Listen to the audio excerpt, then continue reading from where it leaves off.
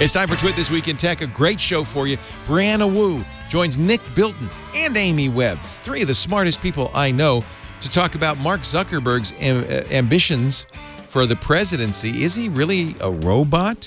What Apple should do with its $250 billion in cash, and a great plan to save Twitter. I never thought of it. It's all coming up next on Twit.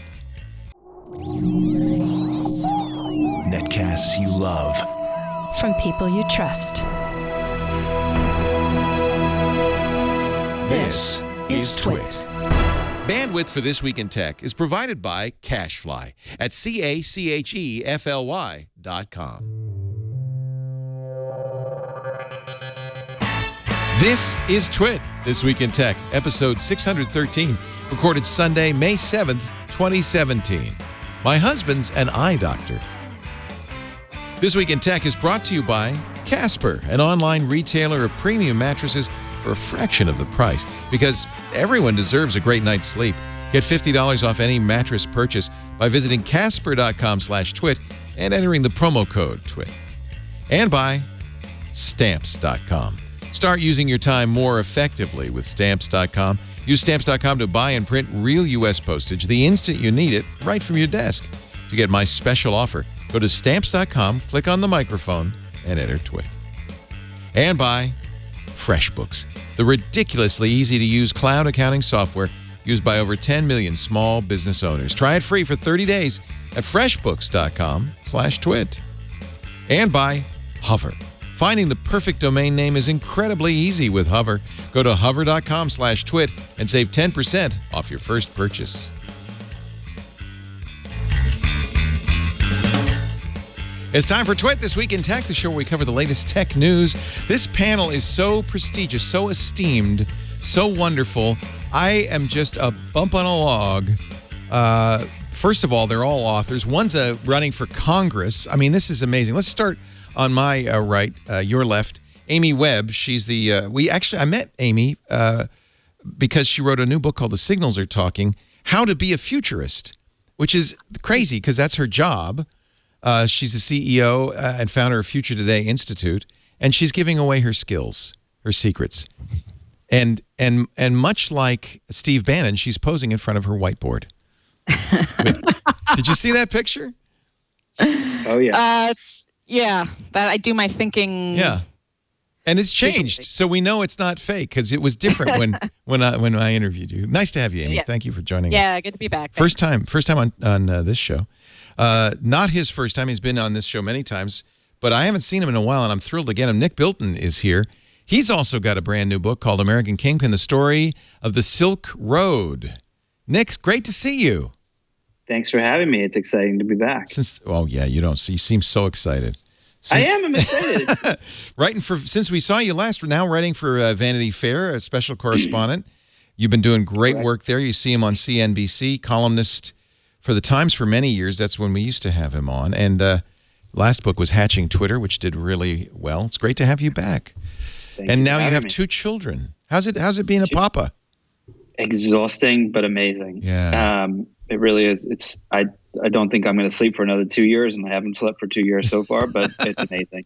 Congratulations. That's awesome. Thank you. Haven't had a chance to congratulate you. Also returning, Space Cat Gal is here. Brianna Wu. Woo! Running for Congress. Happy to be here. I don't know if we have to do any equal time stuff, but if we do, screw it. I will keep it all nonpartisan today. We are just talking about tech, which is not a partisan issue. Oh, yeah, right. I don't know what partisan party you're on, but it's getting more and more tech and politics lately.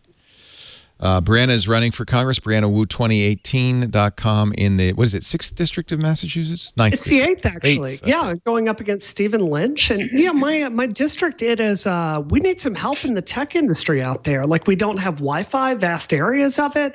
It's just, it's been really badly neglected from the tech point of view. So I'm ready to change all of that. Last time you were on, you really impressed people because I think everybody who watches this show understands the need for Congress to understand technology just a little bit better. Yeah, we were. I was talking on Twitter this weekend about, I would like to open up a grant program similar to what we do with health research, and basically open it up for information security as well, and let people apply for information security grants. And I think it's a badly needed program. Well, come 2018, you may not be the only technologist in Washington, D.C. Imagine yourself, a small town, Newton Falls, Ohio. Nothing ever happens exciting. You get a phone call from a company saying a billionaire philanthropist wants to have dinner with you next week. I can't tell you his name. In fact, I won't tell you his name until 15 minutes before he arrives. Would you be willing to? This family said yes, and here's the picture of Mark Zuckerberg in meeting real people.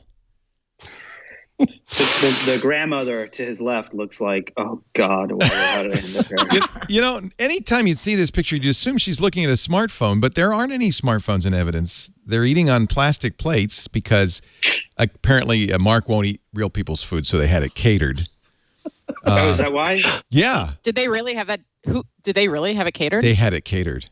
Oh my gosh. And the article, this is in Business Insider, said that Mark's people were tapping away at their laptops in the other room. Like he brings an entourage. Oh, of course he brings. Yeah. So here's the thing. Okay, I want to ask the panel here. So I wrote a piece, I don't know, a few months ago saying it sure as heck looks like Mark Zuckerberg's running for president. And there was some people that were like, absolutely, when you look at all these photos, and there were other people like, you're completely wrong. All of these photos, what is going on? Like, what is he doing? And don't tell me he's just going around the country meeting people, because if he was doing that, why would he be specifically said to this family, would you, if when the press calls you, and they will, please tell them I'm not running for president. So yeah, I don't think he's old enough to run for president, is he? Yes. No, so he could be when in 2020. He turns 35 1 month before the filing deadline for 2020. I mean, I think it's possible. I think it's highly improbable. And really? No. Why is he doing this then? Why is he? I think he's maybe eventually doing that. They've got a massive press problem on their hands right now with fake news. And does this make people feel better about fake news to see Mark sitting at this table with catered food? I mean, really? So I think you're right, Amy. I think he's not running in this cycle. He's not running in 2020. Unlike, by there he is driving a tractor. Oh, please. Please. I have to tell you, I feel like I have a special point of view on this because, I'm out there. In fact, right before I got here, I'm out there in Hull, Massachusetts. You're doing this. Frank and I'm doing this. And the thought of inviting myself over to someone's house is so deeply uncomfortable. And if you want to meet people, this is a completely wrong, really weird way to go about it. Like I have people that write me every week and I go, do you want to have coffee? And that's sitting down in private and talking. Yeah. It's not making it this weird media thing. And it's clear he brings photographers, lights. Look at this picture really talking to a fire department. This looks so canned, phony, and staged. He doesn't. Yeah. It looks like he's been green screened into this. The better question is though, So Brianna, you're asking people if they want to have coffee with you.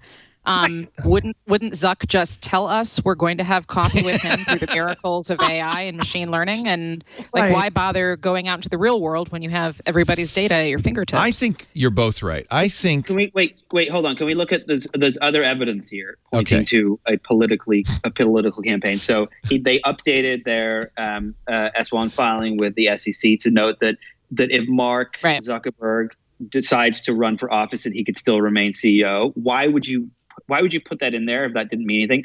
They've been hiring people from the Obama campaign, on the foundation. There's just all these things that he's been doing, and these photos, it doesn't add up. There's people that have been telling me, oh well, it's just a PR push, but it's giving them more negative PR around this whole president thing. If the goal what the hell does he want to be president for, though? I mean, honestly. I have a theory. I don't know if it's president because I do think that it's too small of a job for him. I wonder. He wants to be emperor of the world. He wants to What's be emperor bigger of the than world? president of the United States? No, maybe he's going to try out for like governor or even mayor or I don't know, something to kind of, as a testing ground. But there's something going on. It's not there's clearly something going on. I think, Amy, you're right. There is a question. In fact, many of our panelists have said this in the past. He's already got he's a kingmaker. He doesn't need to be the king. Always better to be the kingmaker, the Richelieu, rather than, because then you have more power, frankly, the kingmaker. However, so I don't think he's running in 2020. I think, though, that this is he's playing the long game, that at some point he would. Look at this. You don't do that. You don't, because of fake news. You don't feed a cow. And these. I don't know. I gotta say, because I'm, we advise many news organizations, and also not this administration, but the previous administration, and he's got a pretty massive problem on his hands. And if every news organization in our country, decided to cut off the tap, that would be a tremendous problem. And they're doing it, right? So, Instant Articles has lost the New York Times. They've lost the Washington Post. So there may be part of this may be politics, but I also think that there's a piece of this that's a PR mistake. Amy, how does this help fake news or instant articles? I don't understand how this helps anything. So if I were to connect the dots, no, I don't think that it. This is your job, Amy. This is what you do. You're predicting the future for us. So here's the thing. My hunch here is that we're also easily distracted, no matter how smart we are and how prestigious our jobs might be. We get distracted over and over again. And my first career was as a journalist, so this is not about me, disliking journalists or anything like that. I just think we get distracted, and I think that that campaign, whether it was for politics or for straight up, ingratiating Zuck and Facebook back into everybody's good graces, I think was more about was a lot about likability. And I think that has a reverberating effect. I really do. I think you have to look at the big picture here, too. I mean, he recently gave away a huge portion of his wealth for, philanthropy worldwide. And, a lot of I know it's a little quirky there. I know it's quirky. But my point there is he's trying to, raise an international presence here. And when he has a positive view by the mass public, I think it enables him to, do a lot of things. Like if Facebook is trying to, work with local governments, that's a huge part of what they end up doing. So I see this as an overall political move meant to open many doors for him. And maybe he runs for president, maybe he doesn't, but it certainly makes a lot of the things Facebook wants to do just easier. So I would mention to Mark's team that just remember Mike Dukakis in the tank with the helmet. That picture with basketball players does not show it again. Does not raise Zuck's stature. That is probably the one you want to throw out. I'm just saying.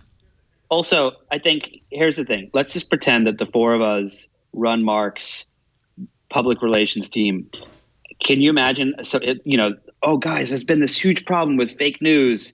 What do we do? And someone says, I know. Let's go take a picture of Mark feeding a cow. Well, remember that Mark. And wait a minute, Nick. But how many different places did we all see that photo? I completely agree with you, but it worked in that respect. That's right. That's right. So he did. Mark does, as we know, these things. Like he was going to only cook and kill his own. He was only going to eat meat he killed.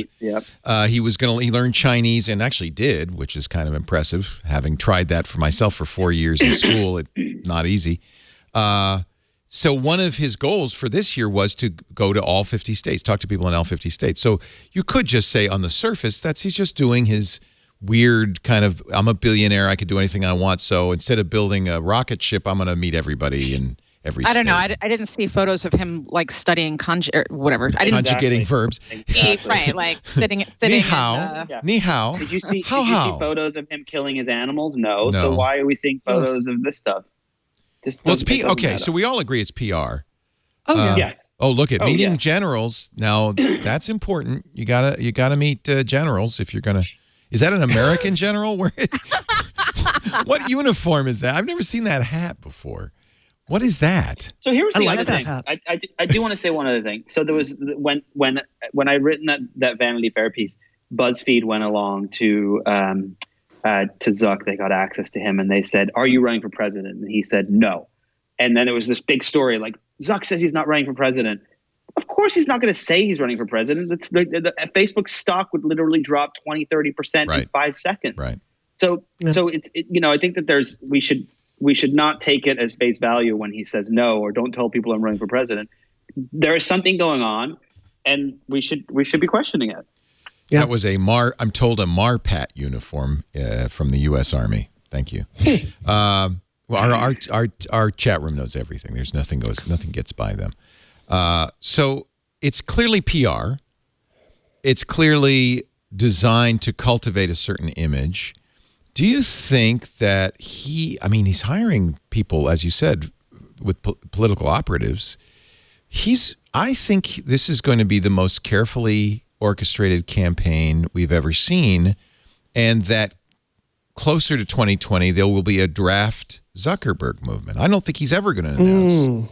I think what he will do is arrange it so that the drumbeat, and he eventually says, "Look, I don't want to do this. I'm happy running Facebook, but I can see that America needs me." And then he's going to say, "And I need this group of people here to be my campaign managers." Yeah. And then I'm going to call Mike Judge and ask him to do a new series. Because that will be amazing. So I have to say, though, that you can a little bit blame this on the last election, because I think when people like Zuckerberg, and I'll include Jason Calacanis, who wants to run for mayor of San Francisco, saw that somebody who has only business experience, marginal business experience, and no political experience, and no record of political service or service of any kind, can become elected. Is the color orange. And can be elected president. I think it might have.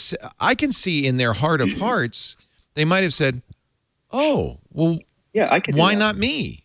Oh, that's certainly why I'm bringing Leo. I mean, but it's less of that. It's like, I think there are so many people across this country that never imagine themselves as politicians and see that they don't have a choice other than to engage this political system, because the status quo is so terrifying. I think that is why you're seeing an avalanche of women running. The thing that scares me the most is that people are going to get turned off to politics. Yeah. That's why I'm glad to see you running. Well, thank you. Because the biggest fear that I have at this point is that all the cynics who've said all along, "See, it's rigged, it doesn't matter," are just getting confirmation now. And they look at the Democrats and they look at the Republicans and they throw up their hands and say, "Screw it."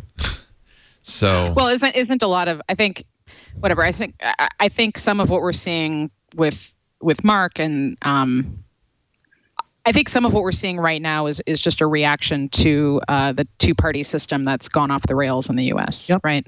Yep. And everything is polarized. Technology has become polarized and politicized. Health. All of these facets of our everyday lives are subject to morning talk shows and political wrangling. And I think that's just sort of stoked this great frustration that I certainly feel, and I'm sure a whole bunch of people feel, and that's certainly, I'm sure, prodded some people to think, well, I'm outside the system. I guess I'll have to pick a side in order to run, or maybe Mark is starting a whole third party. I mean, maybe that's what's going on. I don't know. I don't know. But actually, that's plausible. That would be something to think through. Like the technocrat party? Oh, wow. I'll write that idea down. Wouldn't you want to be in that, Brianna? Well, I think we need technologists running. Right. I really do. Yeah, I would say this. I think the axis is not, I think it's becoming very dated to think of it as Democrat versus Republican. What I hear when I'm out there every single week is unmitigated fury at the system. It doesn't matter if the person is right or left. They are angry at the broken status quo. So what I'm always looking to do is just find the parts that I agree with people. I don't even ask them what party they belong to, because I think it's just about a system is not working for any of us. So I wholly... But the system is totally... But it's totally entrenched. So here's the problem. The problem is that the system doesn't work. And I know this because of all the work we do in D.C., it doesn't work without those two parties for a whole bunch of reasons. Sure. The machine. The machine is set up that way, and it would be very, very difficult to introduce, I think, a third party at all. Now, that being said, AAAS and Rush Holt, who was a former representative, and is now the CEO of the AAAS, he's trying to encourage a whole bunch of people in the science and tech sector to run. And good. I think that's all. I have to say, though, I worry when I hear that we should need more technologists in government, because I don't know if that's really the right answer, or we need more scientists in government. We need more smart people in government. I'll grant you that. But we do need but here's the problem: is we are entering an era where in the next X number of years, whether it's 2 years or 5 years or 10 years or 20, but we're going to have driverless cars. Are going to be taking millions of jobs, and artificial intelligence, and all these different things that are going to happen.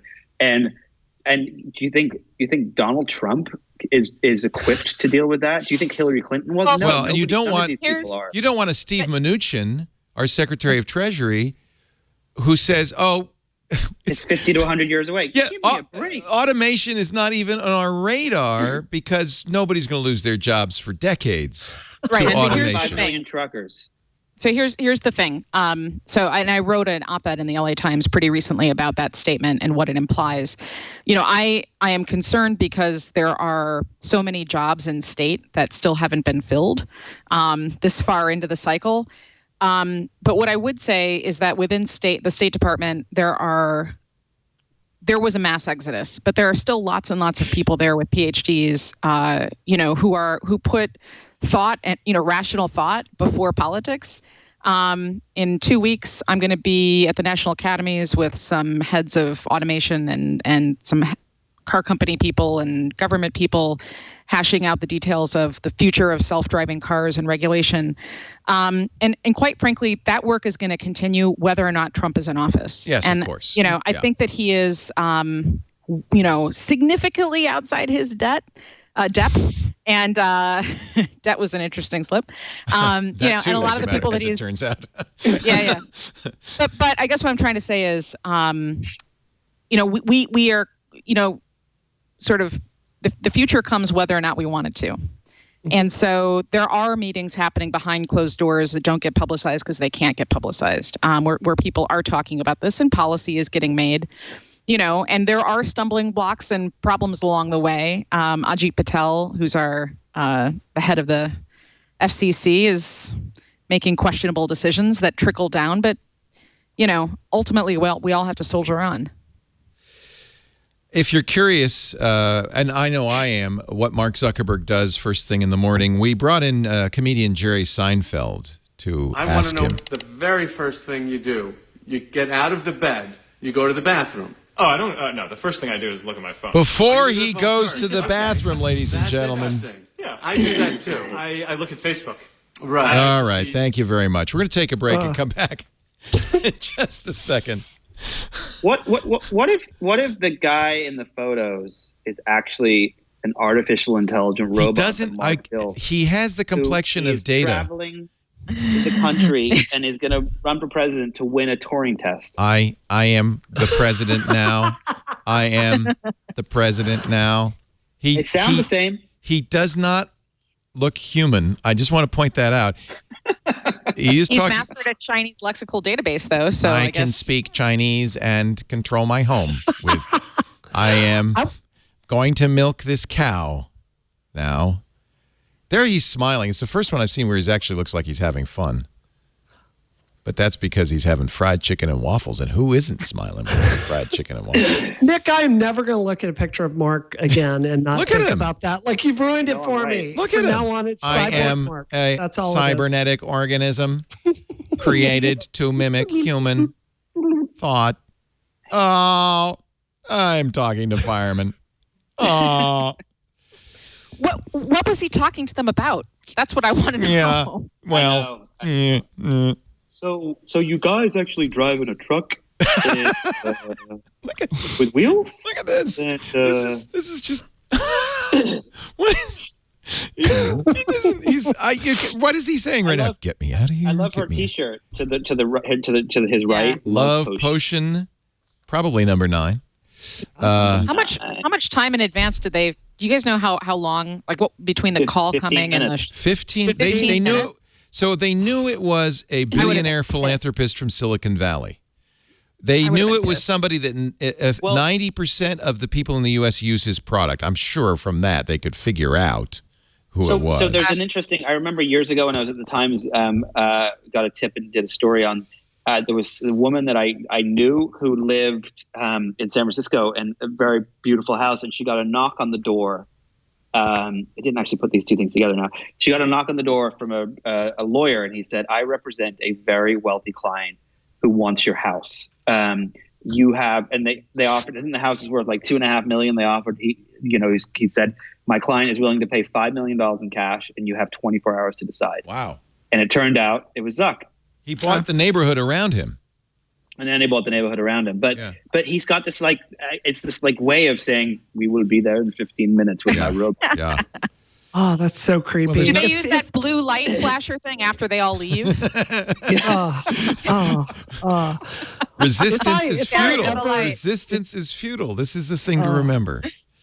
If I ever do anything like that, just, oh my God, just somebody come to my house and just slap me. Like, I do not want to be that remember person. what F. Scott Fitzgerald said? He said, the rich are not like you and me. They really, somebody this rich, and by the way, Fitzgerald was not talking about people as rich as this. No one's ever seen people this rich. Not J.P. Morgan, not Rockefeller. Never existed in the history of time. These people are, people like, Larry Page, Mark Zuckerberg. These are masters of the universe. They have virtually unlimited power, which begs the question, Amy, why would you want to be president? Even Trump is realizing that being president's no bed of roses. I got to sleep in this musty old bedroom? Yeah, I can't. I mean, you don't get autonomy. I cannot imagine any smart person would be watching the circus in D.C. right now saying, A, I think I can do better, and B, that sounds like something fun that I would want to do. I don't see it. Don't you think, though, Zuckerberg thinks of himself as an altruist? Like, I'm just trying to connect people. I know the world will be a better place if we're all connected. He really thinks, and maybe it's true, too, that he is not in it for the money. He's not in it for personal enrichment or power. He's an altruist. And what more altruistic thing to do than to step off your magic golden throne into this, beat up, dingy old house in D.C. that was built by slaves 200 years ago? And, well, maybe that's part of the getting wealthy and having this. I think it warps you, right? Because if you look at a lot of the grand plans coming out of the Valley, most of them aren't practical, right? No, they're like seasteading. Yeah. Maybe there's another thing that's going to happen here. Maybe he's just going to knock on the White House door. He's going to have someone show up, knock on the door, and say, "Hey, Donald Trump, I know what this house is worth. I'm going to offer you double. You've got 24 hours."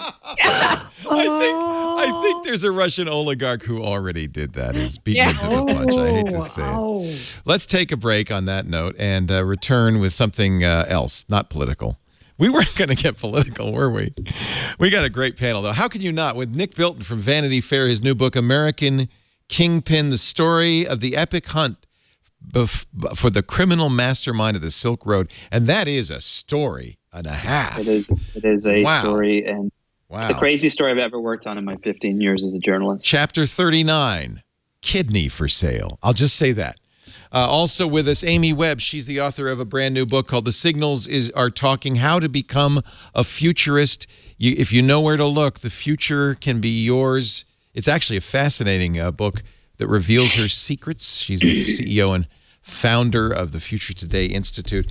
And the wonderful Brianna Wu, game developer and candidate for Congress in the Massachusetts 8th. BriannaWu2018.com. Our show today brought to you by my mattress. Let's bring this down to earth. We talk all the time about health, and one of the keys we're learning more and more to good health is a good night's sleep. This is not like a truism. This is actually true. It's not, I know your mom told you this, your grandma, but it's true. And one of the things that makes a good night's sleep is sleeping cool, sleeping comfortable, sleeping on a bed that doesn't bug you, but supports your better sleep. And that's Casper. Casper is an obsessively engineered mattress, supportive memory foams that does both things you want with a mattress. It sinks where your pointy bits go, So you lie on it on your side. Your hip actually is comfortably supported, but then underneath that is a firm support. So your back feels great in the morning. It's hard to describe. You got to try it.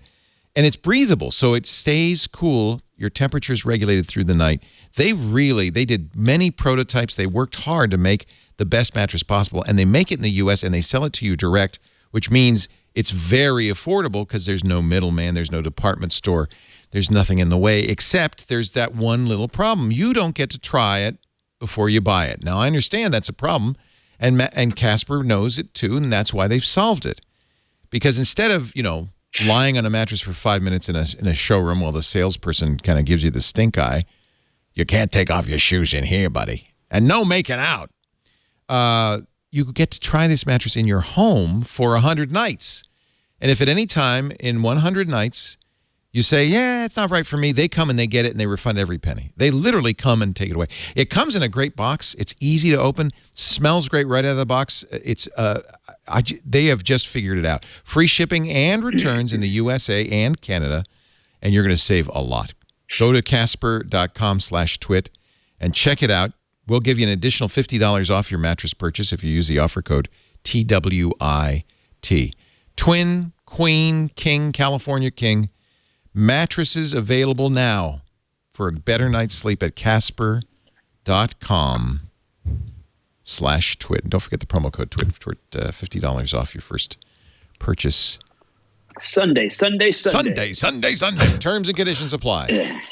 I always thought they must have gotten the idea for that from watching Mission Impossible, where the guy from Lost throws the mattress off the roof and then leaps off the roof and falls down into it. I think the guy that founded Casper saw that and said, "That's it. That's what I'm doing. I'm going to launch that startup." That's my Juicerio. I have to stand corrected. What's the filling? I thought that these oligarchs from the 21st century were somehow magically richer than everybody else, but Cobra in our chat room says, adjusted for collation, Rockefeller's wealth in today's dollars would be $340 billion. Yes, but... What, could he buy a submarine? Could he buy a rocket ship? No, the difference is that the top 6 richest people in the world today, which are mostly tech folks, have the same amount of wealth as the bottom 3.6 billion. Wow. So there's a difference when you look at the relationship to the ratios of who is wealthy and who is not. In Rockefeller's time, there was a thing called the middle class that we no longer have. That. Yeah. You know who else is rich? Apple's rich. $250 billion. $250 billion in the bank. Let's put that in perspective. According to the Wall Street Journal, that's greater than the market value. This is not the value of Apple. This is just cash just sitting around, in the cushions and the sofas. That's greater than the value of Walmart or Procter & Gamble. It exceeds the foreign currency reserves of the UK and Canada combined. And what's really kind of hysterical is they really can't do anything with it because most of it's stashed in Ireland, and they can't repatriate it yet. Anyway, the question is, why haven't they spent more of that money? Why haven't they given it back to? Everyone's like, oh, they should buy this or they should buy that. You know how much a charger costs? It's like more than the mortgage on my house. Why not say, you know what? You've all been such wonderful customers. You own 74 iPads and 12 phones, and everything in your home has a little silly Apple logo on it. Take a free charger on us, or take a $10 discount. That's what I would do. I almost wonder if their period of nearly going bankrupt in the 90s permanently made them a little bit worried about. It's like lean grandma times. and the Depression. Yeah. Exactly. Look at the Nintendo Wii. After the bottom fell out of Nintendo Wii sales, and then the Wii U failed to catch on, Nintendo was in the red for, what was it? I think it was 6 years straight. It was a long time. You can look at the amount of cash that Apple has in the bank. It's enough to cover their annual expenses for a little over 7 years. So they've got some cushion there. But I almost think that near-death experience has them a little bit worried. And I also have to say, I think, if you look at the way, like financially, money moves from country to country, with these systems we put in place after World War II that kind of led to globalization, it is an interesting problem. Like, how do you bring that money back to America? Do you just leave it in different countries? It is a really complex problem to solve. I did not realize this, but I read an article that said that Bush had done a repatriation or a tax holiday in 2004. Mm-hmm. And it didn't make a very big difference. Mostly what companies did when they got their money back is buy back stock. The 15 companies that repatriated the most after the 2004 tax break cut a net 20,000 jobs between that time and 2007, decreased the pace of their spending on R&D. It did not, in fact, do any of the things one would hope repatriation would do. Yeah. So that's just a little history lesson. Not that anybody pays attention to history. In fact, I had forgotten that this has been done 13 years ago. Well, here's a question for you. What happens? So all these cash reserves and all this money and so little innovation and R&D that's come out. It makes you wonder what's really going on over there. Well, I don't know if I can agree with that. I think Brianna's right, though. It's a little pathological. It's like they don't want to. We were broke, so we're going to just hoard it. They're hoarders.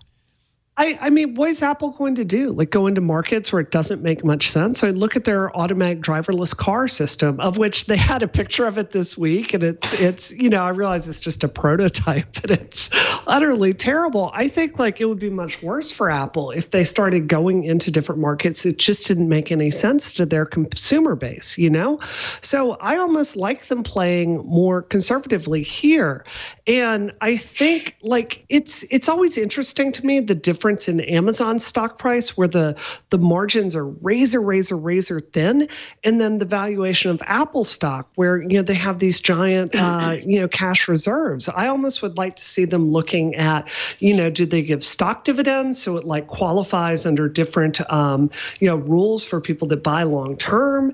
Do they give cash back? Carl Icahn and many of the shareholders would love dividends or buybacks, but yep. I don't know if that's the best thing for Apple. I like Nick's idea. Why don't you just cut because clearly, I mean, their margins are I can't remember this last quarter was something like 38% margin. Their margins are very, very good. They could take a little less off the top. Better than I think almost any company out there, right? Yeah. Yeah. On the other hand, if you're Tim Cook, you've got to always, as Andy Grove wrote, only the paranoid in Silicon Valley survive. You've got to be looking over your shoulder all the times. In fact, let's mention what Microsoft did this week. Microsoft had their EDU event in New York City on, was it Tuesday morning? Yeah. And announced a new Surface laptop announced a new version of Windows 10S aimed at schools. And they talked a lot about some of the features that they're going to put in the new Windows, including administrative software Intune for education. Their Slack competitor, Microsoft Teams, will be available for there'll be Teams for education, and I think that's actually pretty smart because I'm sure kids would very much prefer to be, talking with other kids over something more like Slack than whatever it is. I don't know about that. I've got a 6-year-old, and in her school they're having a major so her school is a STEM school, and all the kids have to have everybody has to be on iOS or. Well, that's the problem. They're on iPads. They get to middle school. Okay. Yeah, but here's the real problem. The real problem is that chat software. So the real problem is iChat, and the kids are distracted. They can't get them off of iChat. Any kind of chat software is a problem. And if you think about it, when I was in school, we hand wrote notes and passed them along to people. Right. And that was a problem. But what's the real issue here, and this is why I had a hard time getting excited about the new Surface, is that what a 6-year-old, the way that a 6-year-old sees the world. And the exposure and experience they have to technology is fundamentally different from the 30 and 40 and 50-year-olds who are creating the new systems and who have this sort of top-down approach for what's going to work best for the kids, and they don't think through the future implications of what they're building. And so you wind up with problems down the road where now we've got these it's constant kids who can't pay attention, and they're constantly chatting with each other. Like nobody in the classroom wants Slack. Or Slack competitor, Microsoft, I agree. or anything like that. 6-year-olds are too young, but on the other hand, if you don't you have to go to high school? I mean, high schoolers are coming in. They've just spent the entire evening playing, Minecraft or World of Warcraft or Overwatch with each other while on Skype, and then now they come in the classroom and it's like they're going back to the 19th century. You've got to don't you have to reach out to them a little bit? I don't know. I have a pretty radically different viewpoint on just kids and technology. And even with the school that my kid goes to, I think the best possible preparation for the future is a super hardcore, super rigorous liberal arts education, because the kids are going to pick up, and if they want to be an engineer, that's awesome. And if my kid wants to be an engineer, that's great. But a lot of the critical reasoning skills are being sort of pushed out of the curriculum in a lot of places. Wait, so are you saying that there shouldn't be technology, or there should? No. I'm saying for some reason that I can't wrap my head around in the U.S., it's all or nothing. So all of this, like a lot of the STEM programs are very, very intensive when it comes to the sort of technology and, basic engineering stuff and basic math stuff, but there's no connection back to philosophy or humanities. It's sort of like a very, very intensive in sort of just one direction. I don't understand. You're starting to sound like Bill Bennett. Do you want the Western canon to be taught in I don't know. You kids today, remember Socrates. It's not the kids, it's the adults. If you look at a lot of I completely agree with you. I'm just teasing you. Yes. Because the adults feel so left behind themselves that they're enforcing this. And no, because my job is to look ahead. And my real concern is 30 years into the future, when my kid is, her age group is running the country, they will have missed out on things like comparative lit and religion. But they'll know how to use Twitter like nobody's business. That's right. Yeah. Right. I do have to say, I feel like my background kind of has the opposite of this use case. I grew up in Mississippi. I went to high school in Mississippi that was criminally underfunded in the 90s. And, I work in technology today. And the only reason that I'm able to work in this field is because of, privilege and having parents that bought me, computers that were $3,000-$4,000 back then. And I can very clearly see from some of the play testing my studio has done about how technology is destroying kids' ability to focus. We absolutely see that. But at the same time, I think it's so unrealistic to have kids out there in the real world engaging in systems that meet your needs and your thoughts every few seconds, and then expecting them to go into a classroom where it's like chalk and staring into books and taking notes that way. The human mind just doesn't work that way. And because our public schools are so criminally underfunded, I think there's got to be a better middle ground here. Good points. Apple could give its $250 trillion and a free charger to every child in this country. In this country, the problem would be solved. Actually, it's interesting because Apple is getting lapped now. They were getting lapped by Microsoft Windows. Apple put Apple IIs in every classroom practically in the country 20 years ago. They're being lapped first by Windows and now by Chromebooks. And Apple, I think, is just at this point abandoned the education market. What do you think, Brianna, of this Minecraft Education Edition? To me, this is exciting. I love it. I absolutely love it, Leo. Something I think about a lot when we talk about Minecraft. Super Mario Brothers is something that we talk about like a classic of a classic, and a literal exponential number more children play Minecraft and interact with Minecraft today. It has wonderful educational benefits for children with autism, on the autism spectrum, because they can interact with people socially and not look them face to face, and it lets them develop social skills over type. I think this is absolutely wonderful, and I'm very happy to see it. Yeah. But Amy, when you see this, this is obviously, I would say this is aimed at maybe from 5th grade through 10th grade or 9th grade. Do you think this is an appropriate use of technology? Would you? Yeah, it's not that. And listen, we volunteer. It's a private school that our daughter goes to, and we chose it, so we have her there for a reason. My concern is just sort of this global in our country, this sort of everybody's throwing money at makerspaces and at which is fine. Like all of these skills are fine, but and this sort of teach every child to code. The challenge is somebody needs to then bridge that to other critical thinking, flexing other parts of the muscle and other critical thinking areas and things like culture and gender. All of this other stuff sort of just is not being addressed. So Minecraft is fine and collaborative tools for kids are fine. It's my concern is as I model this out, because I'm a parent, so I've spent a lot of time thinking about it. But 3 decades into the future, we have a workforce full of people who have good ability to think in a linear, structural way, and whose skill, technical skills will have compounded over a certain amount of time. But are they creative thinkers? How do they relate to their fellow humans? This actually ties back to the conversation about Mark Zuckerberg. I do think that much in the same way that in the first part of the 20th century, Hollywood culturally influenced the world, really had a huge cultural impact on people's expectations, their understanding of how life was, that Silicon Valley is now doing the same here in the 21st century.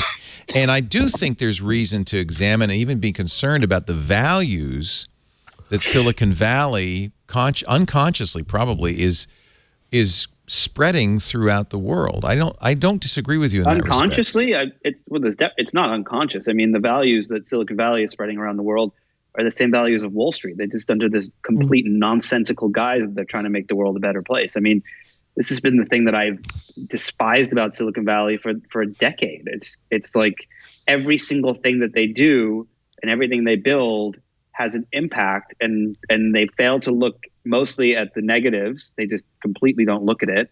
And then you have CEOs like the CEO of Uber and a million other little companies or big companies that do these incredibly unethical things. It's, I think it's not unconscious. It's just that there's this complete nonsensical PR push that they push in front of it. I think it's partially that, but then there's also but there's a whole entire layer. So my concern is just take AI and voice, right? So the training corpus that's being used by every AI developer for voice recognition comes from Philadelphia. It was a series of like 250 phone conversations that were recorded in the mid 1990s. Really? And yes, that's the base corpus for every single right. So forget the fact that like if you have an accent, right, or any, nobody has thought through the implications of this, and the challenge is that technology compounds, right? So we have the sort of obvious problems like, CEO of Uber doing and saying ridiculous things, but we have all of these fissures and all of these areas of bias being woven into so many different facets of technology that we won't even start to realize, until several years into the future. But the people who are working on them, have either been told that there are problems in the foundation, and they're ignoring it, or they've chosen not to look. I think that there's a pattern, right? So, for example, I remember when they were building 3D printers. I was friends with Brie Prez and that crew, and I remember saying to them 10 years ago, well, "What are you going to do with these?" And they said, "Oh, we're going to build wool hooks and iPhone cases. It's going to be amazing." What was the first thing people did? They built 3D printed plastic guns. When you look at the news feed, it's like people are going to use it to share pictures of their sunset or their dog or this, that, and the other. The first thing people do when they finally figure out how to use it for negatives is Russia takes advantage of it to spread fake news. Twitter was designed so that you could tell your friends you were at a club and to meet you there. What do we have? We have the biggest center for trolls that the world has ever seen. Right, but that could have been, that's totally true. But Nick, that was totally avoidable. I mean, it was? Yeah, no, how? It was completely avoidable. They chose not to avoid it. Oh, that's right. I want to know this, because what could Twitter have done differently? so many. Look at Instagram. Look at Instagram. They designed it from the ground up. There were a lot of women on the engineering team. So when they came up with their fundamental user paradigms, like it makes harassment fundamentally more different. Technology tends to mirror the issues in the real world unless we kind of think above it. And Nick, just to give you a little bit of pushback, I agree with you. There is a myopic haze over a lot of people in Silicon Valley. But I also think it's true that certain personality types are attracted to certain profession. In journalism, I sure know a lot of jaded, very cynical people that really enjoy tearing things apart. Yeah. And that's fine. It makes them very good journalists. In that same way, I don't think you would be a really good technologist if you didn't see the future and want to see the best in it and try to bring it forward. I feel you, but you are totally wrong. And I so before I say what I'm about to say, let me verbally give you a cute cat video, just verbally. You are totally wrong. So so technologists don't see the future. If technologists did see the future, so it's one of two scenarios. Either they do see the future and they are willfully putting money and personal fame in front of the practical realities of humanity, doing bad stuff with their technology, or they're not planning for it. That there is no other way around it. Twitter had the ability multiple times over multiple years to deal with the troll problem before it began. But in order to do that, they would have had to adopt measures that would have been counter to the network being as big and as productive as it is. Same thing with Facebook.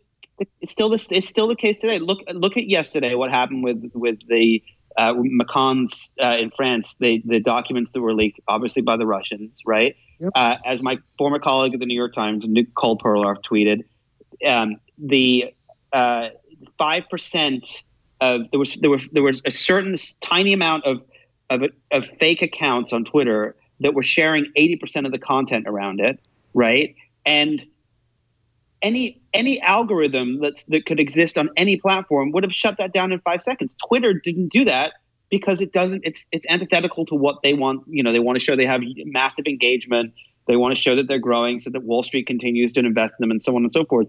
It is a very simple. These are very simple solutions sometimes, even after the fact, and a lot of the times we don't see them implemented. You should point out, Nick wrote the book "Hatching Twitter." Is probably the foremost expert on how Twitter got started, and so I think you have some standing when you say that. But I wonder if Twitter hadn't been the free speech wing of the free speech party, if they would have succeeded in the way they've succeeded today. I mean, wasn't that part and parcel of what made Twitter?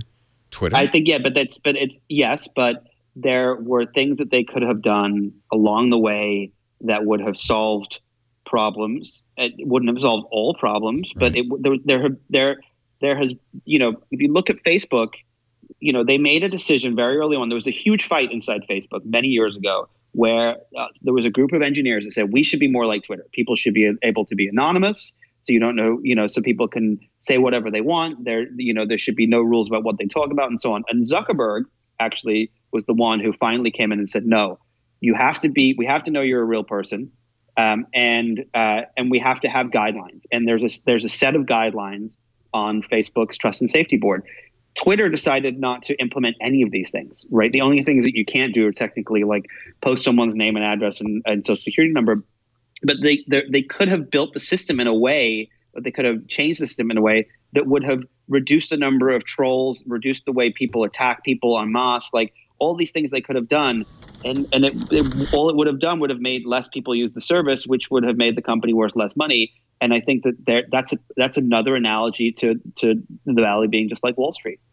That's right. And so so my point of yours, Brianna, that I was refuting has specifically to do with the fact that wait a minute, let me get the cat video. Hold on. Keep going. Well, okay. I want to make this clear because I think that people outside the Valley think of people like Mark Zuckerberg and Ev Williams, right, as futurists. Yes. And these are people who I would say are very much not thinking about the future. So, and the reason that I wrote Signals, the new book, was in a large part for that group of people, because I would love for all of the technologists who are building things that impact the future to start thinking like a futurist. Because what we would do is start modeling out different scenarios in advance to try to anticipate, the various realities of this technology entering all of these different facets of human life, and then just sort of reverse engineer back to the present day what we should be thinking and doing about it. And to me, that's my, that's a huge concern. And I know you have to work on the product, and I know you've got to ship a product, and I get all of that and the realities of shareholders and everything else. But these people may be building the future, but these are not futurists. These are not people who are thinking about the future. But why should they be futurists? They're business people, and really, I'm a business person. I'm a capitalist. Capitalism is optimized for one thing and one thing only. It's not worrying about the ultimate consequences. It's to optimize for profit. Yeah. And so, and what I think has happened with Silicon Valley is that the technology, the tools that they have to optimize for profit have been weaponized. And so we really have nothing any different from Henry Ford or John D. Rockefeller or any form of capitalism. It's a predatory system, but we have tools that are so much more effective. But anyway, we're going to take a break because I think it's time for some cute kittens. And I love it. And that's a hedgehog, that's a kitten, and you won't believe what happens next. But you're not going to see it because I'm going to do an ad for Stamps.com, and then we'll continue. We have the greatest panel ever, and I super smart, and I'm thrilled to have you all. Brianna Wu is a Space Cat Gal on Twitter. She is, of course, a game developer, very well known as an outspoken feminist, and I'm proud to say a candidate for Congress in Massachusetts in the 8th District. You should vote for her whenever you get a chance. We should all move to Massachusetts to vote for her. We should all move to Matt. That's Nick Bilton. He writes now for Vanity Fair. If you offer me a free power cord from Apple, I will do it. You know what Massachusetts does have? Single payer health. We do. We're one of the states that's going to be least affected if the Republican health care bill goes through, which I'm very happy about. Romney, of all people. Yeah, he was not that bad a governor. He looks. I'm telling you, he's looking really good right now. Anyway, good. We're thrilled that we get you on. It's great to have you as always, and we'll have you back many, many times whenever until you become a member of Congress, and then I'm really going to put you on the spot. Also, sounds great. Nick's, by the way, new book is American Kingpin, the epic hunt for the criminal mastermind behind the Silk Road. And I will be getting Nick back in a couple of weeks to join us on Triangulation, where we'll talk about that book in greater detail. Amy Webb is a veteran of Triangulation. Her book, The Signals Are Talking, tells you how you can be a futurist. That's what she does for a living. And it's great to have you and somebody with more than an opinion, but opinion backed by data. That's unusual here. Mostly we just make stuff up. But all three of you, really very pleased to have all three of you. And, of course, you at home, and I'm glad you're here, and I bet you're glad you're here, too. Our show today brought to you by Stamps.com. If you are in a business that involves the Postal Service, you mail bills, brochures. If you sell on Etsy or eBay or Amazon, you've got to know about Stamps.com. I hope you know about Stamps.com.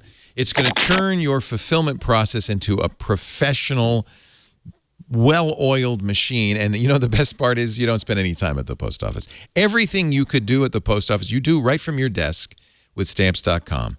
You can buy and print real U.S. postage from your computer and printer. No, this is not a postage meter. You do not need one of those things. Talk about 19th century technology. You can also avoid mailing stuff, because guess what? The mail carrier comes to you. There's even a button on Stamps.com that says, I need a pickup. You can create your Stamps account in minutes. You don't have to lease equipment. There's no long-term commitment. They even will send you a digital scale, USB scale that automatically calculates the exact postage. Stamps.com will save you money by proposing different kinds of mail. You say, this could be media mail. They will print out the forms for you. So, if you have an envelope, it'll actually print the postage, your address, the recipient's address, right on the envelope, and get all that information from your address book. But if you're printing, mailing internationally, it'll print out the customs forms and fill in the information right from the website. Same thing with priority mail. It'll automatically send out emails for to your recipient, letting them know the mail is on the way. I've got a great deal for you, a special offer that includes a 4-week trial plus $55. Wait a minute, that says $5 in free postage. Here's the deal. Click that microphone in the upper right-hand corner, enter the offer code TWIT, and that $5 look at that, $55 in free postage. That's nice.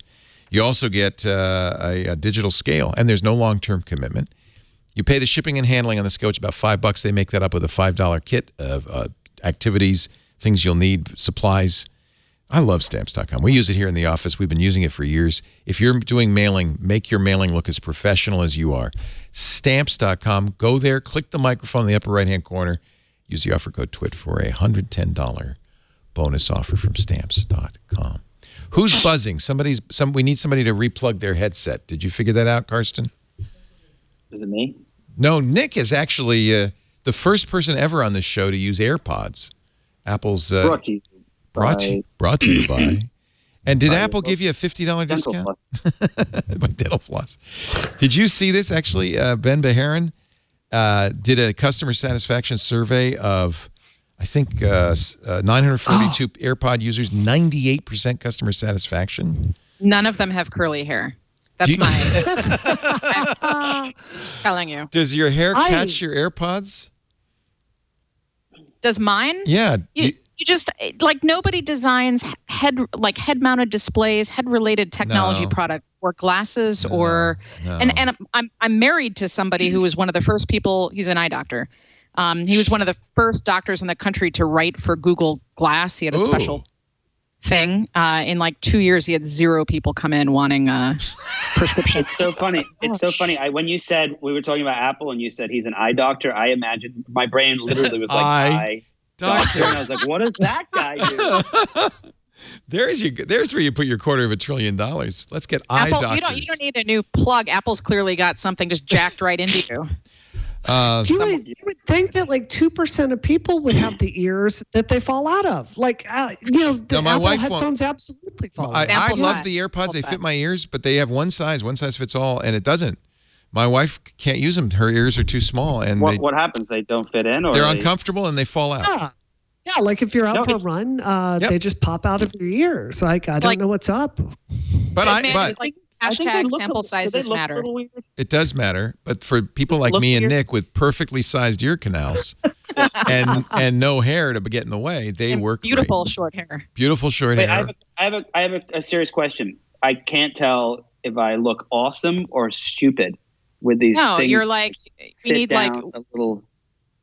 Right, you're the glass hole of my glass hole. It's not as bad as a glass hole though. Come, let's. But is this like an eye hole thing right here? No, you look fine. You look great. You look like your ear is smoking a meerschaum pipe. That's what you look like. It's where it's got. It looks like. I've always thought it looked like somebody just came by with a pair of scissors and snipped off the cord. To me, that's what they've always. Many people have wanted to do. Yeah. And I was too lazy to take them out. Oh, God. Who is it that does that? Is that Richard Branson, who cuts people's ties when he sees them?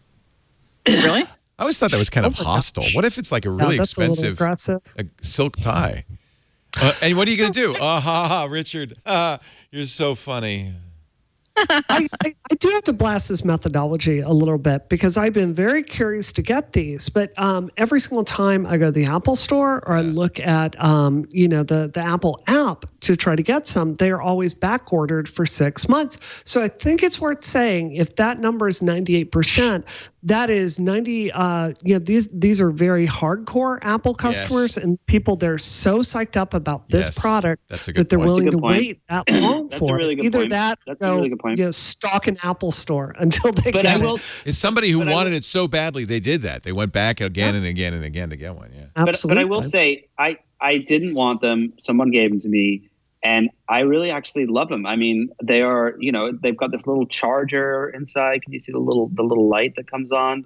I mean, they're pretty impressive. I've got to say, it's the best product Apple's done in years, frankly. And this is from a company that has fumbled. The MacBook Air, the new MacBook Pros are terrible. The Touch Bar is a joke. Why don't you like the Touch Bar? it doesn't do anything useful, and you keep hitting it by accident. Yeah. So every time I hit the backspace key, Siri goes, "Yeah, what? Huh?" That's not useful. And so you can move Siri, and eventually you just end up disabling the touch bar, because even when applications use it, you're not looking down to see what the application control is. You're looking at the screen like any normal typist. So it's just not. It's a bad idea. On the other hand, you notice I'm using, and by the way, I'm a Mac guy. I got a Mac, and the first 100 days, I love Apple. I bought every Mac ever. I've got every. But what am I using? A Surface Studio. This thing is perfect. You see what it's doing here? It's gorgeous. And it's touch, and I can make things big, and I can, if I want to annotate, I've got a telestrator. This is How much does that cost you? Oh, don't ask. If you have to ask, it's $3,000. It starts at $3,000. It's not a practical product, but none of Microsoft's newest products are. They're aspirational products. Look at this new. We started talking about this Surface laptop with a fabric, but it's got fabric on the keyboard. It's the Alcantara. It's an Alcantara keyboard. Well, I thought that was it looks awfully like an Apple well, that's what's kind of ironic, is that Microsoft lately has been stealing Apple's design. I mean, it playbook, literally looks like that someone just stole the CSS from apple.com. And I know. Even their ads. Have you seen the ad? This is the ad for the Surface laptop, their new laptop. If I can find it, I'll play it for you. Is it got Johnny Ive being like, it's the it best might as well have a white made. room with Sir Johnny in it. But it's working. It's kind of like Apple's left this vacuum. So Microsoft says, what the heck? Incidentally, there's been some, for you Microsoft fans, all 5 of you. Oh. No. Look what I'm using. $3,000. I love that. Leo, that is such a steal for $3,000. If you look at a Wacom Cintiq, those are still $1,700. Exactly it's like they threw in a computer for free. Right. And that's about as good a computer as you're getting. It's not the greatest. But, Microsoft has announced that they're going to do a hardware event in Shanghai in a couple of weeks, and there will be we think there'll be new Surface Pros, maybe a new Surface Book, and some people are still holding out hope for a Surface Phone. I think we're just I think we're in a bit of a holding period. We're about to cross over into the next wave of significantly transformative technology, which is all voice driven. So I think that for the next couple of years, we're not going to see a ton of innovation in terms of just the form factor and the machines, but all of our modeling, within the next 5 years, 50% of your interaction with the machine is going to be with your voice. And then that will start to, compound very, very quickly. So, and all the patents we've seen for, and I'm a old Apple user. So my irritation with them has to do with lack of innovation and what's coming next. Speaking of audio, I have a question. I'd like to poll the panel here. Who has an Echo and uses it? Okay. I don't have one because I've seen the lack of security that Amazon has on the APIs around it, and I just don't feel safe having one in my house. Swear at me? I mean, what's it? No, it can listen to what you're saying. If you're like, imagine you're sitting there. Yeah, but imagine you're sitting there and you tell a bad joke, or you say something about your best friend or something, and someone watches the show one day and decides they don't like something you said, and they dox your Echo. I mean, I don't have mine plugged in because of that reason. Yeah, I have an Echo. Yeah. I have an Echo or a Dot in every single room of my house, and I am on the waiting list to get the new one that forget listening. It's going to see me. It's got a camera on it with a flash. You got it for fashion advice, right? That's why. Because I need. Well, look at me. You guys are all wearing black. I actually believe in color. No, I'm just kidding. No, I'm all in on this because I agree with you, Amy Webb, that this is the voice, is the interface of the future. Look at this. Evan Blass, EvLeaks on Twitter, has leaked images. This is from Amazon servers of the next Echo. Seems to be going to come out in the next few weeks. This has a big screen on it. In fact, somebody said, "Forget this is the next business phone. Forget your entire business phone. Throw it out the window." Now, tell me about this security with the API thing, Nick, because is it really that bad? Look, I think it's a little I mean, we trust these technologies a little too much. I mean, it's like you're putting a thing in your home where you have private conversations that is constantly recording and sharing it out over to the internet. It's like there's no, I don't know. That gives me a little pause. I mean, maybe I've been doing this so long and seen some of the terrors of hackers and things like that, but there's no two-factor authentication on it, or it's just. It's okay, Alexa. He's not talking about I would have to say this. Like, I was at an event with students the other day where we were playing with Amazon's frameworks for this, and it's not that the technology is bad, because I agree 100% with Amy. It's going to be the future, and I love this stuff. But speaking very generally, it kind of has the same problem that Google has, where anyone can come into it and, kind of build with these APIs. So we can't really trust the software that they're selling alongside it. We actually saw a good example of that, the Google Doc email hack, which was using Google's App Engine. Yep. And Google's APIs. But go ahead, finish your thought, and then I'll bring that up. Oh, no, I was just going to say, I think that, I think that it's obviously a great technology. I just want to see them get the security aspect of it down. So are you all worried that I don't know, that the microphone's going to be turned on and Amazon's going to be listening to you? Are you worried that a third party, that the NSA? But do you not carry in your pocket a device that's always connected to the internet with a microphone and a camera and a GPS? Yes, but I keep a piece of tape over and I turn it off. Wait a minute, on your smartphone you have a tape on your camera? I bought this thing. Here, let me show you. Yeah, I have a little. I have me too. You guys are so paranoid. I've got a little thing on top of mine. Here's what I would say, because we had an early. My lab is full of stuff, so I've got an Echo in the lab, and we're constantly testing different tools and things. The reality is that literally every aspect of your life is hackable.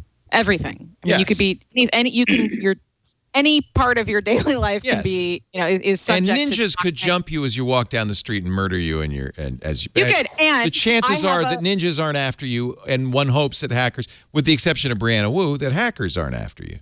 That's true, but there's a deeper analogy here. I have a black belt, so I do. So if ninjas did jump me on the street, I have enough, ability probably to fend them off, at least enough so I could run away. But I think that's analogous. The investment in the black belt was significant enough that not everybody who walks down the street should have one.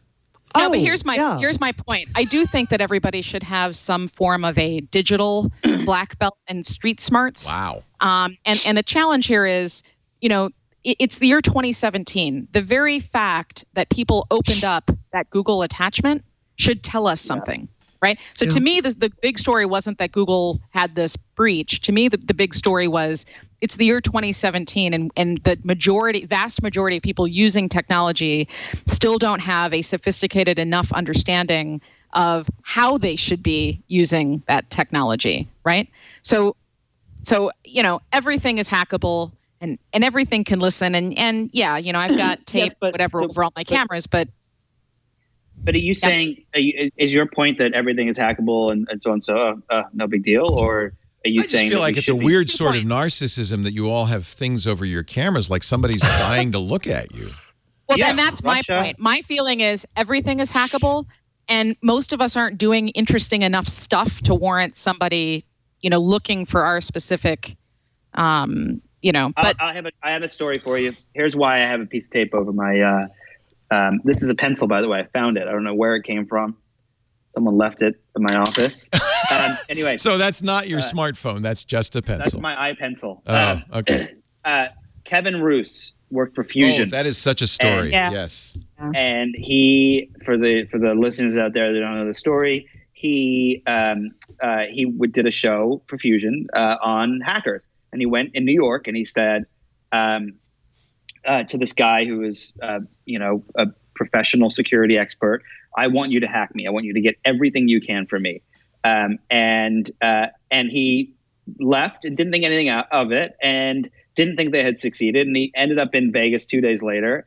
And they They were with cameras on in the room, and he says, "So what'd you get?" And they pulled everything up. And what they had done is he'd walked out of the room. They sent him. They figured out that he had like a photo bucket account from like just doing a Google search.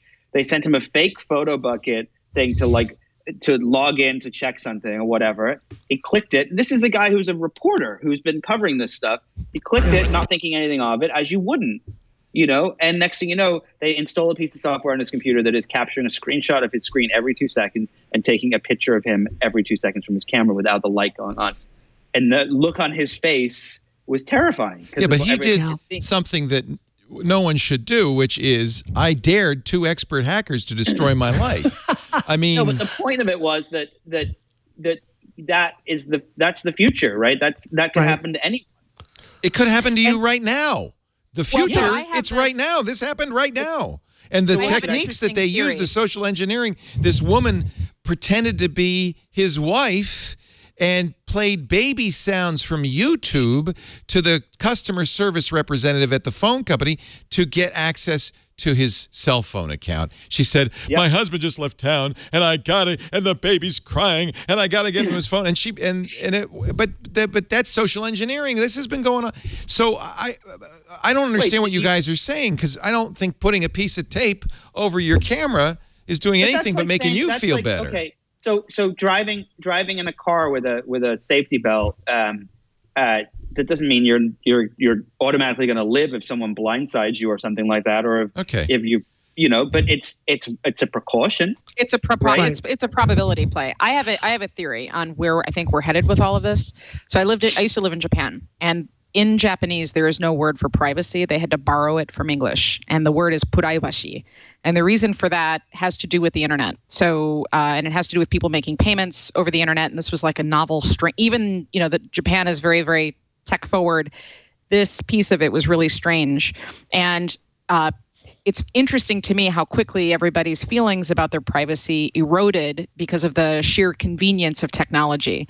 And so my feeling is at some point, it's so difficult for everybody to have this massive coordinated effort to stay 2 steps ahead of hackers, that at some point we all just say, you know what, the only way for me not to be compromised is to have zero privacy whatsoever. And to right. And I wonder if at some point that's the direction that we start to head in. No. I have to say, during Gamergate, I was hyper targeted. My company's financials were targeted. I was doxxed in extreme ways, and it continues to this day. Leo, this is an utterly rational fear. John Podesta is a reasonably bright man. He was tricked by a phishing scam. If you've read Shattered, it's an excellent book on that. We saw the same thing. It appears to have happened in the French election. So for me, it's not paranoia to worry about security. It is reality, like borne out by the press. For me, I believe there's got to be a legislative component to solve this, because the truth is, if you asked your audience and asked them how many were engineers and they were asked to compile or save tons of information about people to then go sell it later, they would all have horror stories to tell you. And I believe that we've got to say, okay, you know what? If company A wants to collate all this data, fine. If you get permission, then you have permission from the user to do that. But if you don't keep it safe, if you don't hire InfoSec people to salt and hash it, to keep it in a secure way, if you're not doing due diligence to keep it safe, I do think we should pass laws that make you civilly liable. I also believe that we've got to pass an omnibus privacy bill, because we can't compete with the corporate interests in selling our privacy out. So I really believe if we work with Congress, I think that Congress can really put a legislative solution forward, because the market's not going to solve it. You're being hacked right now, Brianna. Your memory card I know is I full. am. Yes, I am. That's a very good point. There's no penalty for a company like Target, for instance, that gets. Oh, we lost Brianna. So I'll wait until she gets back. That's kind of an interesting concept, though. If there are seatbelt laws, right? There are certain corporate laws and laws having to do with our safety. I think the biggest problem with something like that, we no longer have an Office of Technology Assessment, which would have been the part of the government charged with thinking this through.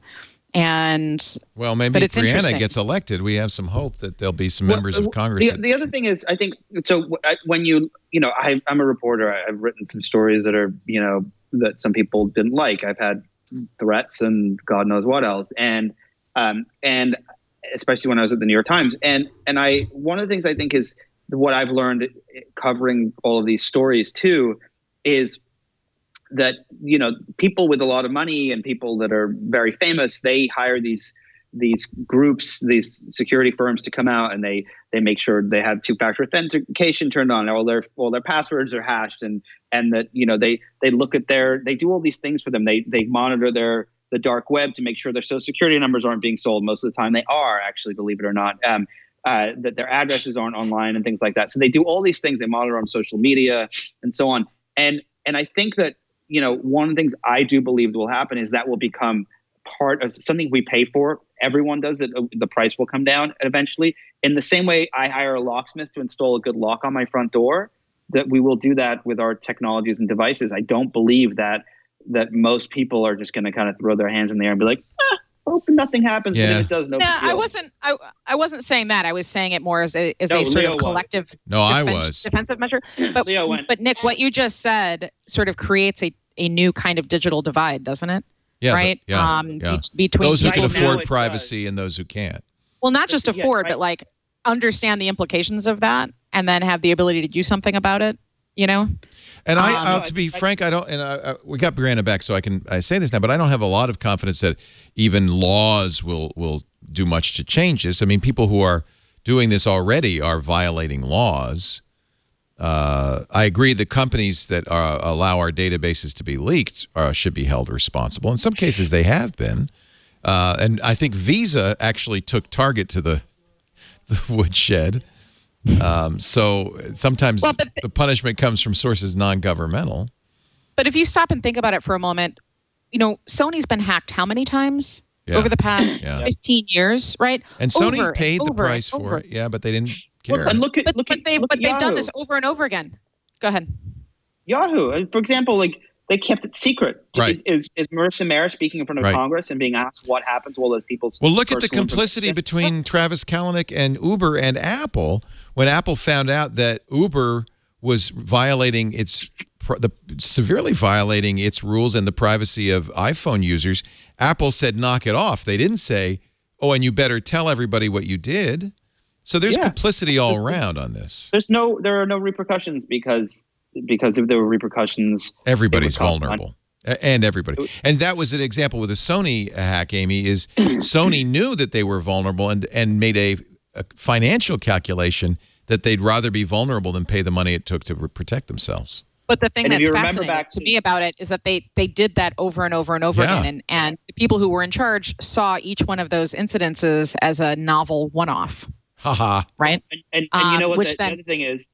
I remember with the AT&T hack. Sorry, Amy. I remember with the AT&T. Remember when there was the AT&T hack by I forget the guy's name, Weave, in New Jersey. Weave. Yeah. Yeah. So when that happened, it wasn't really a hack. It was they figured out how to. I guess it was a hack, but they had figured out how to get people's email addresses and passcodes from hitting the AT&T server with the new iPad software, whatever. So they ended up at first, the news broke and it made a big splash in the tech industry.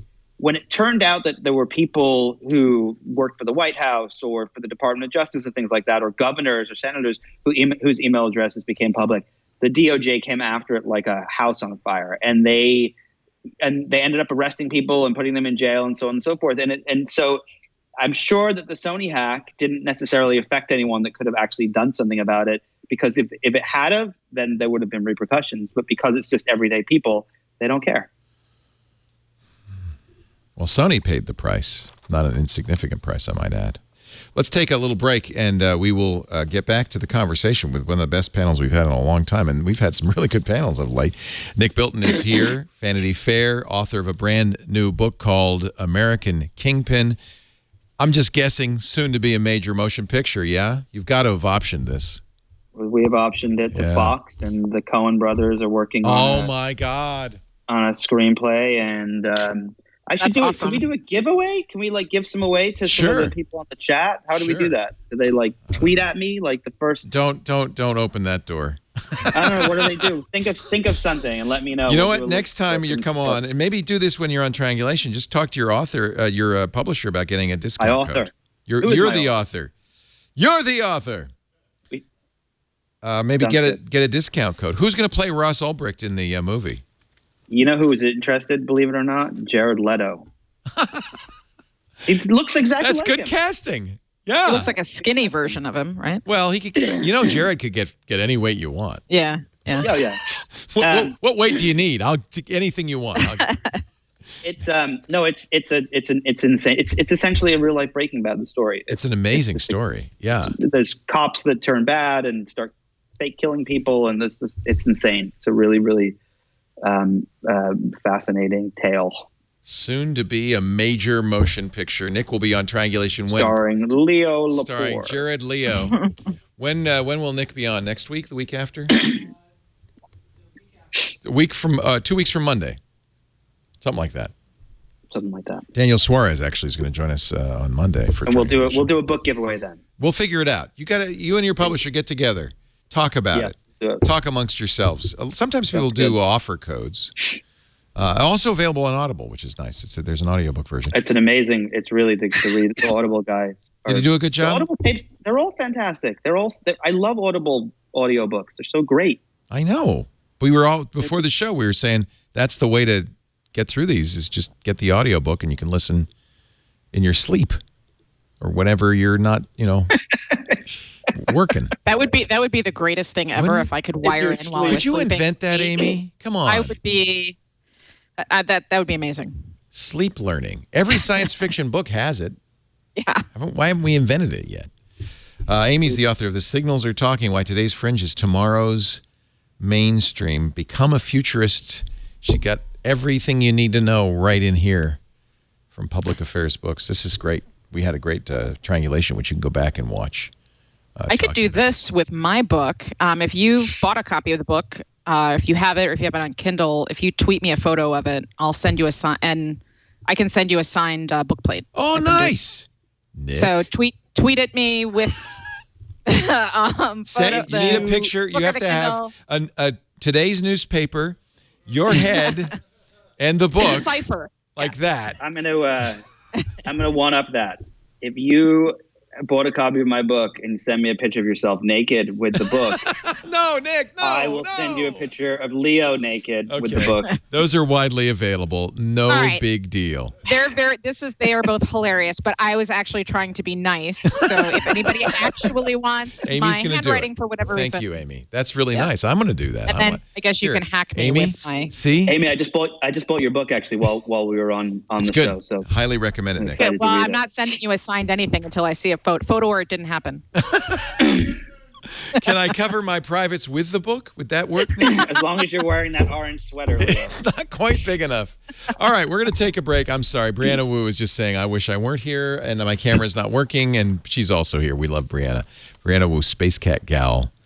And we will have more in a moment. Our show brought to you by Fresh Books. If you're in business for yourself, I know you got in business because you have something you love to do, a product you want to make, a service you want to offer. The last thing you want to do is be a bookkeeper, unless that's your business. In this case, this ad's not for you. But if you are a normal person and you don't want to do books, you got to know about Fresh Books. Fresh Books, for me, Fresh Books was an eye-opener 10 years ago when I used to have to send invoices, right, for expenses and time. And I would put it off and I wouldn't get paid. I learned something that day.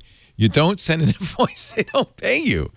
In fact, I was complaining about it. Amber MacArthur, who was my co-host up in Canada, said, Leo, there's a new company just started up in Toronto called Fresh Books. I'll tell you how long ago this was. It was a Webb 2.0 company.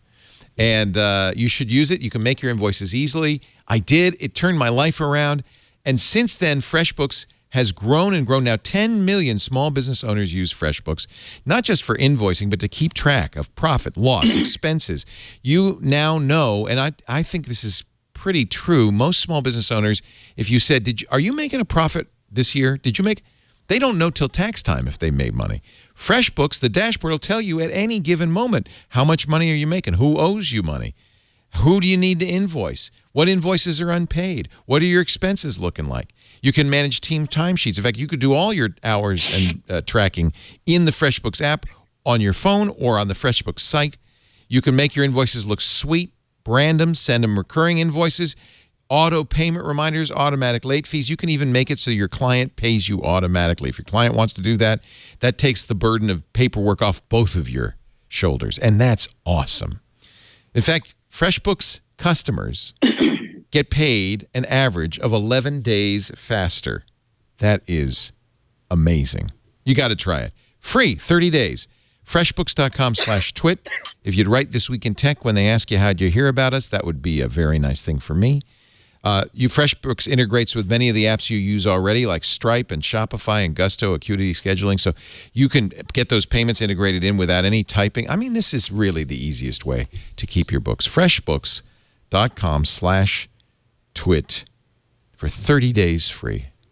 It's a life-saving service for freelancers and small businesses. It sure saved my behind.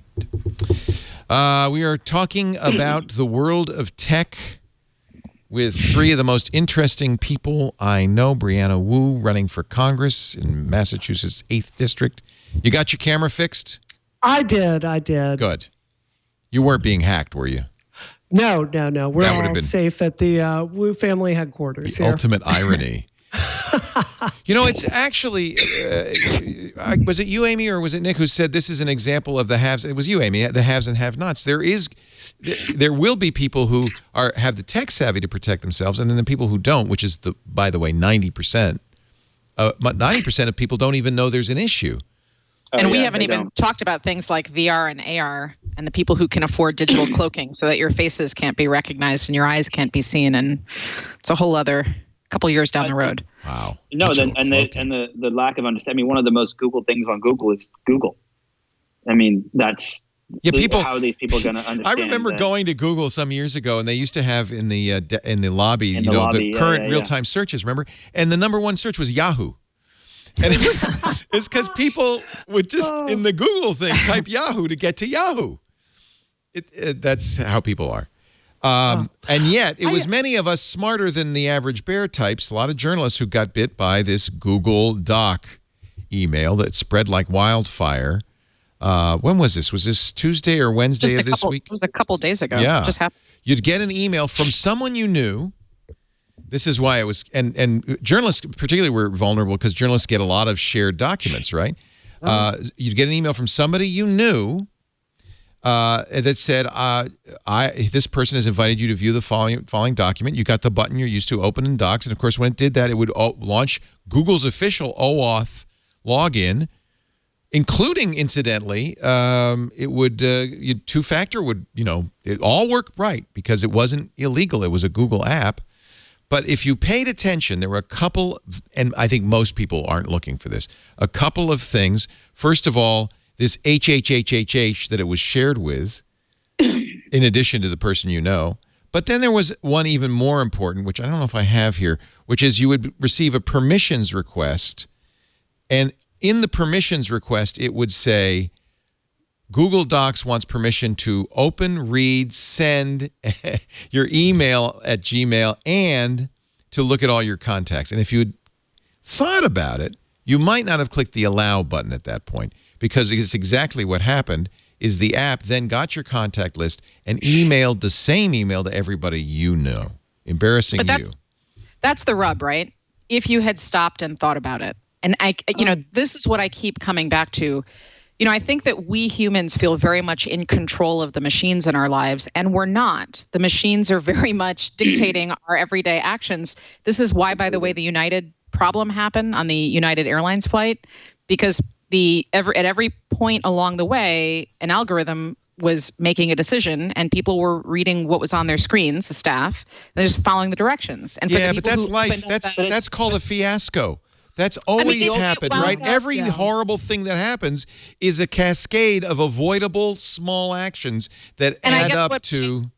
I agree with you, and I guess in this case, what I'm seeing more and more of is that sort of lack of we're just doing what the machines are telling us to do. So the email said to click, and it never, the first thing I thought of was actually, because I got one, was this person wouldn't know how to send me a Google anything if their life depended on it. So what the hell? You are lucky that you got it from that person. I respect where you're coming from, but I think that if you have ever sat in on like a user testing session, I think good technologists, I think we really put the user first. And I think all kinds of bad decisions get made in technology when we start blaming the user. And I think that, for the hyper educated about these issues, I think it's really easy for us to lack empathy towards what normal users are feeling. And I think we've got to put them, in the forefront here. So to me, I look at this issue and, this was spread by email. I think it's almost time for us to, update our email standards. And, like if Microsoft is sending me an email, a program update, there are certificates inside of it to make sure that I'm running, code from the right person.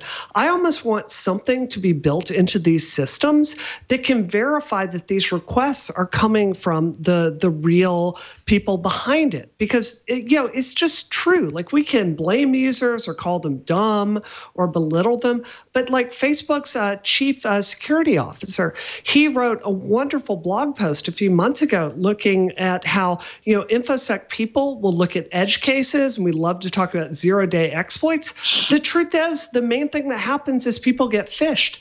And that's just a fact. That is most of these kinds of hacking vulnerabilities. So I totally agree. Rather than blaming people, I think we've got to have compassion for them and figure out how to, give them better indications of what they're being given.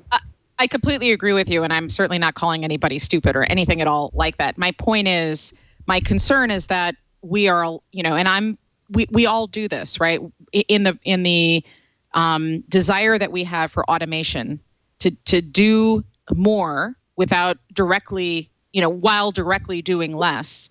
As we outsource more and more of our daily tasks, what we have started to do is to, a lot of that automation happens without a direct connection, and we're not thinking about it. And so what I want people to do is to insert themselves back into the process a little bit more, and to here's by the way, thanks to a Redditor. I just want to say one thing. Hold on. Go ahead, Nick. Leo. So one of my biggest frustrations is people that are like, damn you, autocorrect. Autocorrect, if you pause before you hit send, you would see that it wrote the thing incorrectly. We're in such a rush all the time these days because of technology that even when we screw up, which is us screwing up because we haven't stopped to read it until after we've sent it, we tend to blame the technology. And I think it's, it's a perfect example of the fact that everything is everyone else's fault except for us humans. But really, at the end of the day, it's almost always us humans' fault. If we stopped and paused and, like you said, Amy, and thought, well, that person wouldn't send me this, or that's right. That's exactly. But look at this is the so you got this. So this is from the Redditor who first exposed this. This is the permissions. And by the way, all of this is legitimate Google. The authentication was real. It was OAuth 2. The second factor, if you had it, was real. This was the pop-up that Google gives you. Google Docs would like, and by the way, the only spurious thing in all of this is that Google Docs isn't an application. Really, it doesn't need permission. It's it's Google Docs. But if you saw Google Docs would like to read, send, delete, and manage your email and manage your contacts, if you're sophisticated, you might have looked at that and said, well, but it's Google. Why wouldn't, I give that? So you'd hit the allow button. And that's, by the way, you're done at that point. This is when it bites you. I would also say to Brianna's point, which was a good one, a lot of times when you're using Facebook's auth to log into something, you're also being asked to give away the farm, right? You're sort of asking to click through to everything. And the more that, so again, it's become automatic. So nobody reads the TOS, right? Nobody, yep. Right. Like none of us are doing any of that. As we now know from Unroll Me, nobody was paying attention. Yeah, well, but so I have a question for Brianna. Can I ask? Yes. So how would you solve this, right? So how do you solve a problem where people are increasingly used to and want automation? I don't think you can solve this through really great UX, right? So or UI, what do you do? What do you think? Well, I think we should look at email standards. I really do. I had a really long discussion with people on my Twitter this week about, SMTP servers, and you can, theoretically get two-factor authentication, through TLS and other technologies, but most organizations are not going to pay for that. It ends up being like single password. I would like us to look very critically at email and see if there's some way we can bake encryption into email, like end-to-end user encryption, because typically it's server-side encrypted, but it's not encrypted on like your hard drive. So I think looking at encryption with email, I think looking at ways to identify who, email is coming from. I think Google has a lot of responsibility here. Like somebody found out a way to cheat that and make it sound like, Google Docs right there. Like that should be impossible if they're using, Google's OAuth system. So I think that, we have a term in engineering, multifactorial. There are multifactorial solutions here, but clearly it's not working as is. Yeah. It is a challenge because you don't want to blame users.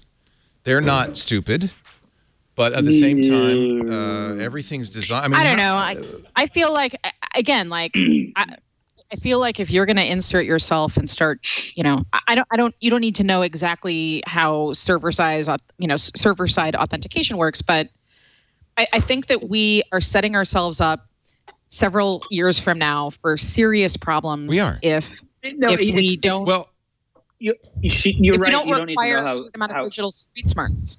Exactly. I think that okay. So what's a good analogy? A toilet, right? I don't know what happens, how the sewage system works and what happens to the things that go down there, but I know not to put a brick down the toilet and try to flush it. And if you did, it would be your problem, your fault. Here's a better analogy. You don't, right? So Nick, or whoever, like the panel, you don't understand exactly how maybe you do, your car works, like the inside pieces of your car, but you know that you're going to get in a car and put a seatbelt on, right? Correct. That's what I'm talking about. What if though? What if the real flaw here is that you're driving the car in the first place? What if the very thing that Google Docs does is inherently highly risky? And really, there's no UI that would solve this problem because what you're doing is inherently dangerous. As your documents are out there, you're giving permission. Carrie Doctorow was on Monday on Triangulation. He says, I don't store my email in the cloud. I use PopMail and download it because I don't want, but all my mail is on Gmail, 11 years worth of email. And if Unroll Me or Slice or the NSA wanted to know everything about me, it would all be there. It's not encrypted. It's available. And so what if the very things we're doing are the danger and that there's no way to design yourself out of that? You are driving a car that has no body, that, put on a seatbelt, fine, but it's dangerous inherently. Isn't that the case? Yes. Yeah, it definitely is. We're worried. We're putting tape over a camera. We are carrying a microphone, a camera, a GPS that's always on the internet in our pocket, and we're worried about the Amazon Echo. We are actively participating right now in many, many technologies that are eminently hackable and very dangerous. And it's silly for us to say, well, I'm not going to use an Amazon Echo because that's an attack vector when there's 3,000 other attack vectors. It's just the nature of modern technology. And I'll tell you why we do it. I tell you why we do it. Because of the convenience and the value we get out of it. And whether knowingly or not, and I would say mostly knowingly, believe it or not, you talk to teenagers, they kind of know what's going on. We are willing to give up this privacy. We are willing to expose ourselves because of the value, for the same reason that people live in cities, which are inherently more dangerous than the country because of the value of living in the city. That's right. And so if you spin this out, the earlier point that I was making about it sounds like a fatalistic scenario, but if you spin this out far enough, do we no longer care? Is the way that we deal with our privacy to completely give up our privacy? It sounds like a Black Mirror episode, but if you model this out and forces continue the way that they're going, is that the ultimate scenario? It's plausible. Leo, everyone, guests, esteemed colleagues. Don't say you got to leave now. I have to leave in 5 minutes. I know. I'm watching the clock. It's all right. We got one more thing. I want to ask President Zuckerberg Sorry. We're going to do one more You're ad, he's and then we're going to let you bringing go. dinner over, right? Don't leave yet. Okay. Don't leave yet. What are you going to the Guardians of the Galaxy? What, you got D-Box seats at 5? No, What's going on? Honestly, it's my niece's birthday party. She's 10. You're a good uncle. So I have to. You don't want. I don't want to disappoint your niece. Can we do? Can I give a shout out to the book website before I say goodbye? Please. AmericanKingpin.com. Well, that was hard. There you go. There's pictures. There's links to the Audible, the Amazon, the iBooks, the you name it, and there's pictures of the drug deals and the murders and Oh wow. So Stephen Levy writes, in American Kingpin, Nick Bilton again proves he's one of technology's best storytellers, with a stunningly researched and very scary portrait of the creator of a marketplace gone mad and the oddly uncoordinated officers who took him down.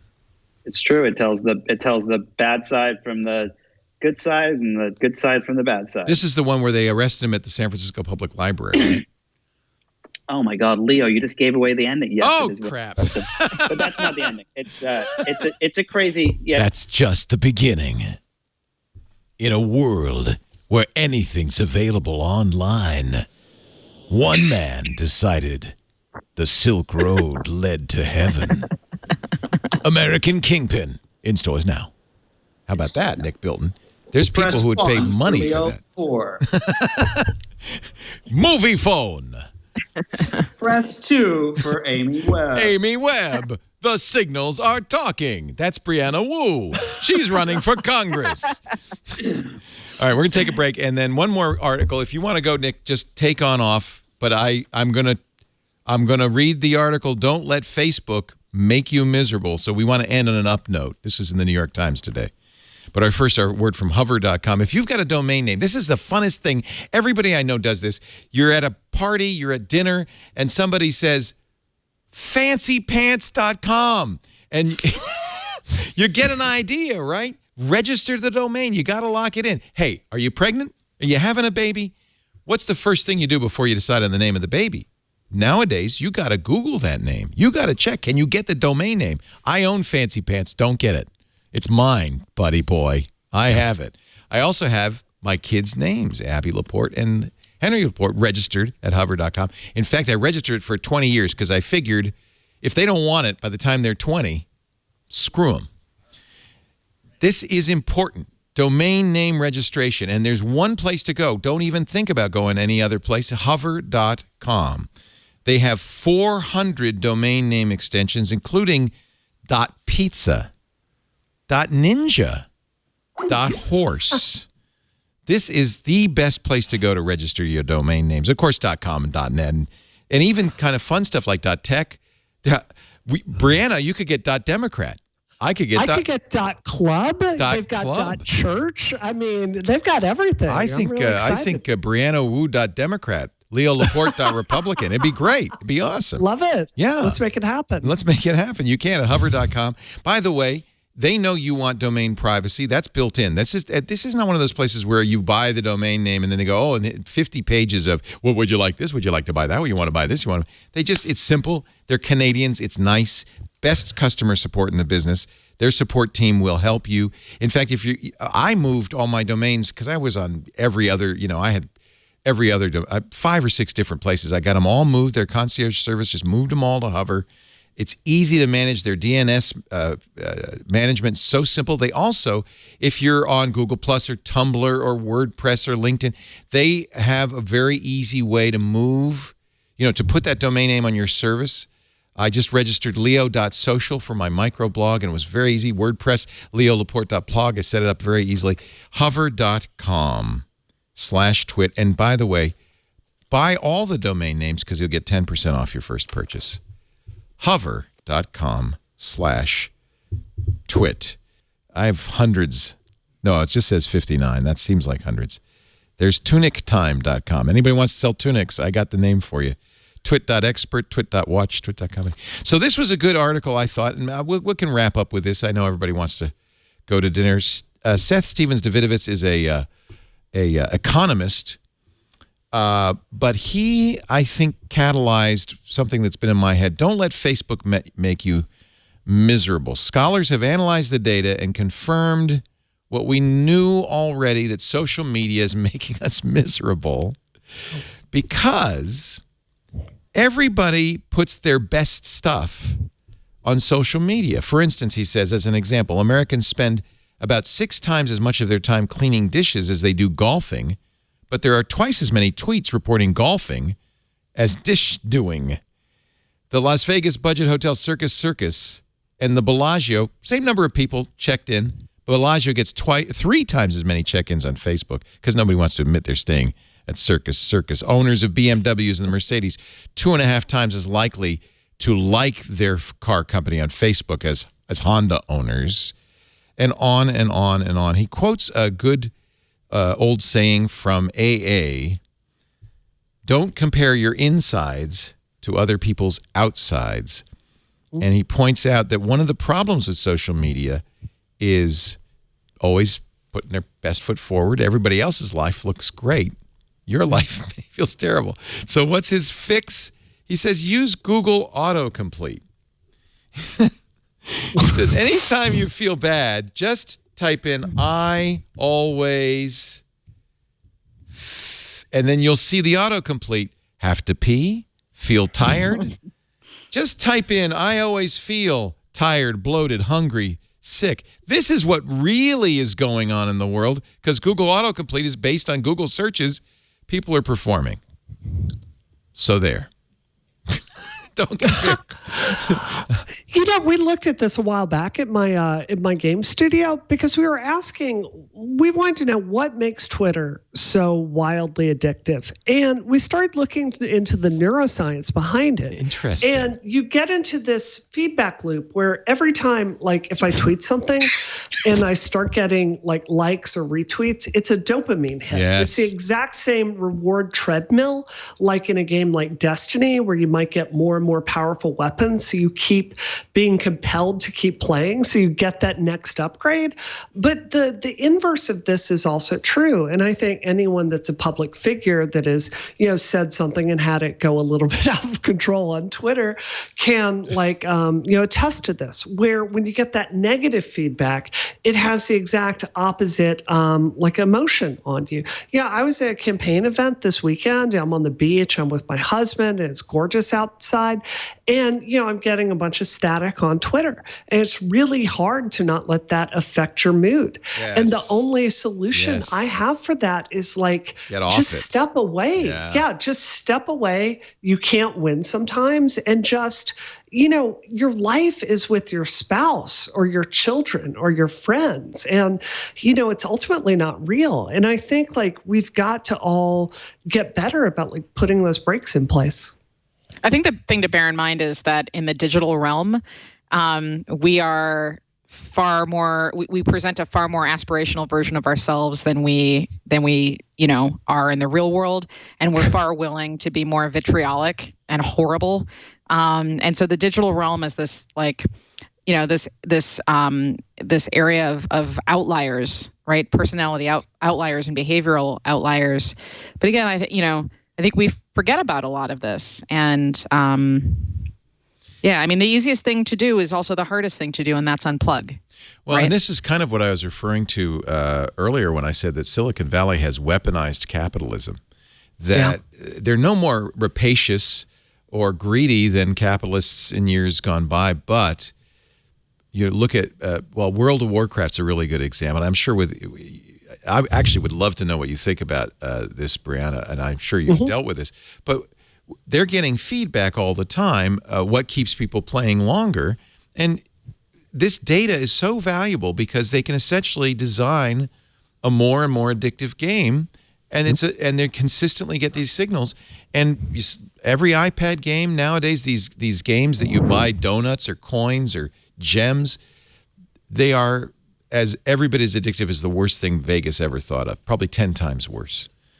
Well, of course it is, because they've got that much more data on you. You know, I have a friend of mine that works for a mobile game company. I'm not going to say which one, but I was down at their studio and he started opening up all the information that they have about certain people. And they have like lists of users and like what the probability is. And they will tweak variables to get them to, use that next cash purchase. So it's like a Vegas, statistician's like dream to like design something that keeps you going back. I do have to say that knowledge can be used for good. We've seen this with Dota, and one of the really interesting things, Dota is it's a genre called it's basically a team. It's a MOBA, yeah. Yeah, it's a MOBA. It's a bunch of people fighting together.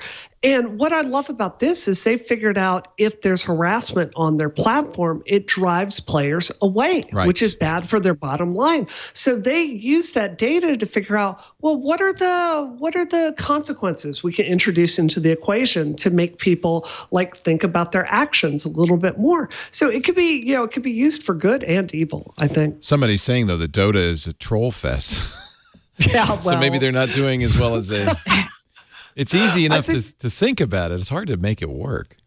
I mean, if you're losing after 30 why doesn't minutes. Twitter solve this? Everybody understands the problem, and it must because they're disincentivized. There's a financial disincentive to solve the problem. Right. We too could solve that problem as users by just like not using it. Right. I mean, if you sort of categorize all the digital things in your life that you rely on, and you had to sort of get rid of one by one in a priority order.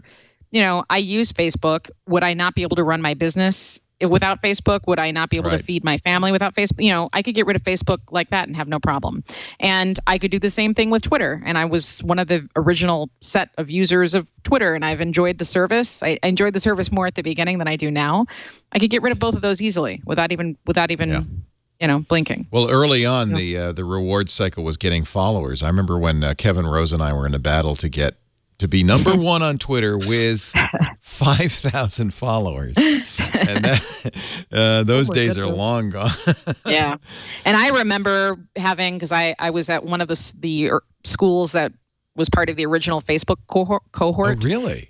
Yeah. And because I went to Columbia. So I just remember at some point using it and not really caring about it, but then seeing a whole bunch of people who were decades older than me getting onto the platform and using, just like, so whatever, platforms, they grow, they launch, they grow, they change. And ultimately we wind up at this point every time. We wind up at a point where people are, We do. I do feel like, people aren't any worse than they have ever been. They've always been the same. I mean, people are people. Yeah. But what's happened is that technology has, in this very strange way, provided this megaphone, this amplifier. The tools, the big data tools, the analytics that we have now have given people literally, not literally, well, yeah, I could say literally weaponized people's worst impulses. I would say that so I cannot tell you what we did, but we advised folks in the government, have been advising for several years.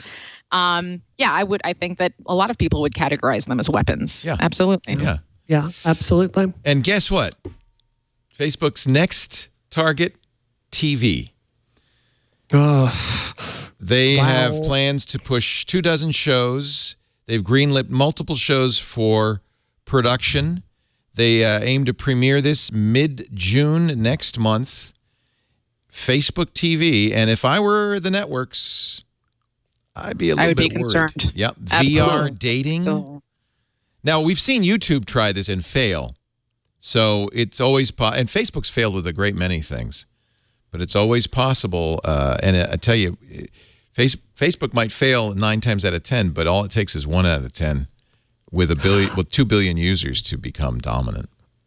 Leo, I'd be really interested to ask you because, you're the journalist here. It seems to me a lot of my friends that are journalists at, Vox or a major outlet, they do find Facebook Live to be worth their time. So, do you feel confident about this? Because I can see them expanding. I can see like Twit being a good, fit for this.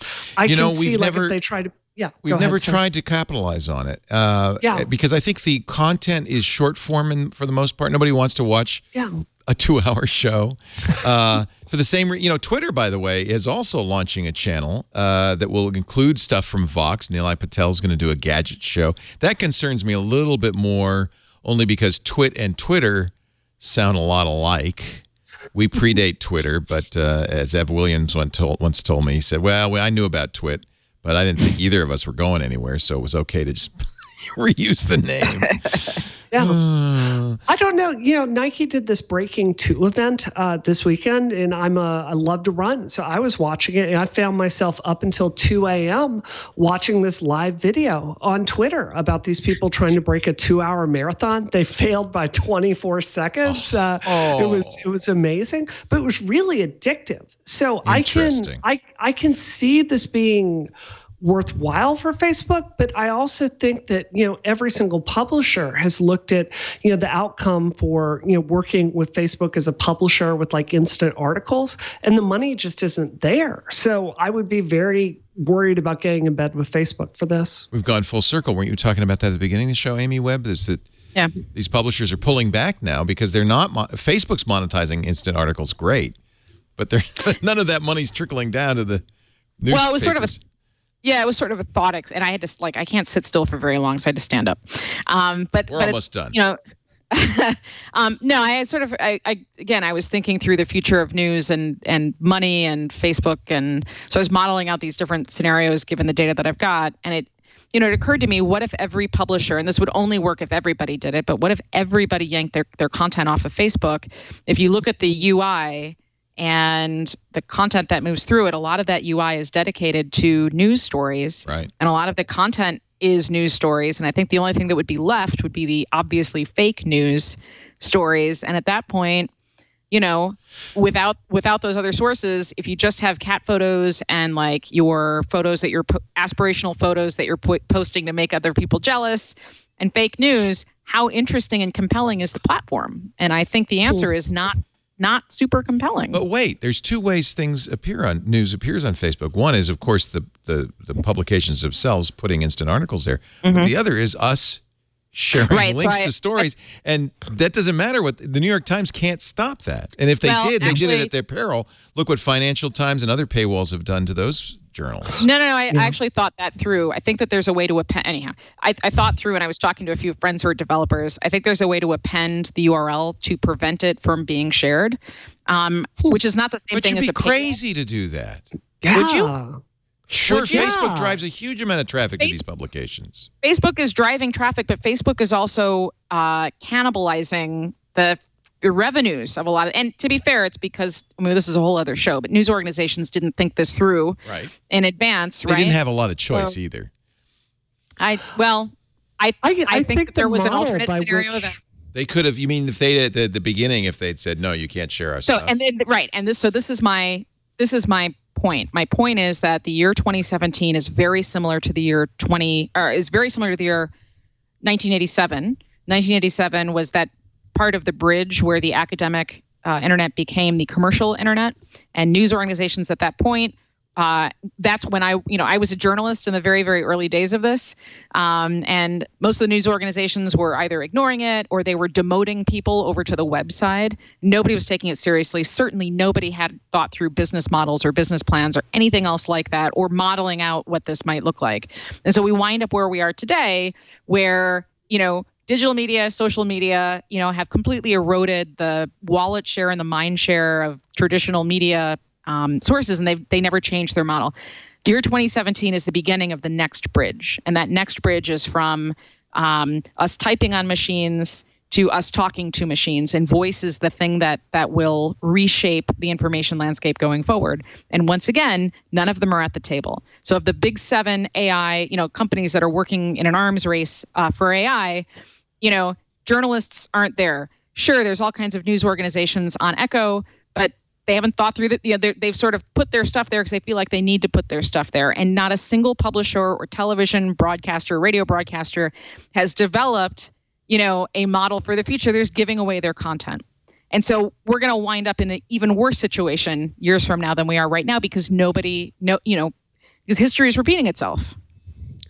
I don't see how you put the genie back in the bottle. I mean, for me, I pay for the New York Times, I pay for Washington Post, and I pay for, the Boston Globe, because those are three papers that are very relevant for what I do. But I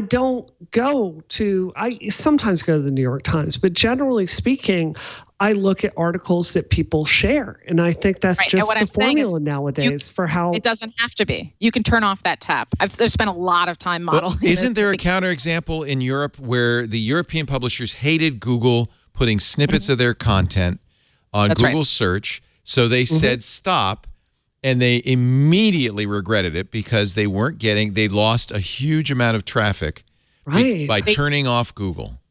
They didn't wait long enough. So here's the thing. This has to be a transition. So no, of course you're going to see an initial drop, and that has to be explained to advertisers, and that has to be explained to the everybody else in the organization that's thinking through ROI. So of course there's a temporary drop, but again, if everybody yanks if all the news organizations yank their content off of Facebook, right? And if the place that you have to get your news is on the website. And let's go one more. Let's say that news organizations band together and buy Twitter, right? Twitter, whose share price is going nowhere, but, right? So let's say that they band together and they buy Twitter and they turn Twitter into a 21st century wire service. And we all still use Twitter, but Twitter is a much better experience because there is better, because they're dealing with trolls and we're using it as a discovery tool. I like it. I like it. And, and it's not meant to turn a profit. It's not meant to turn a profit. It's similar to the AP or the original intent of the AP. It's meant as a distribution arm. Then all of a sudden, because news organizations don't have distribution. Then they wouldn't need Facebook.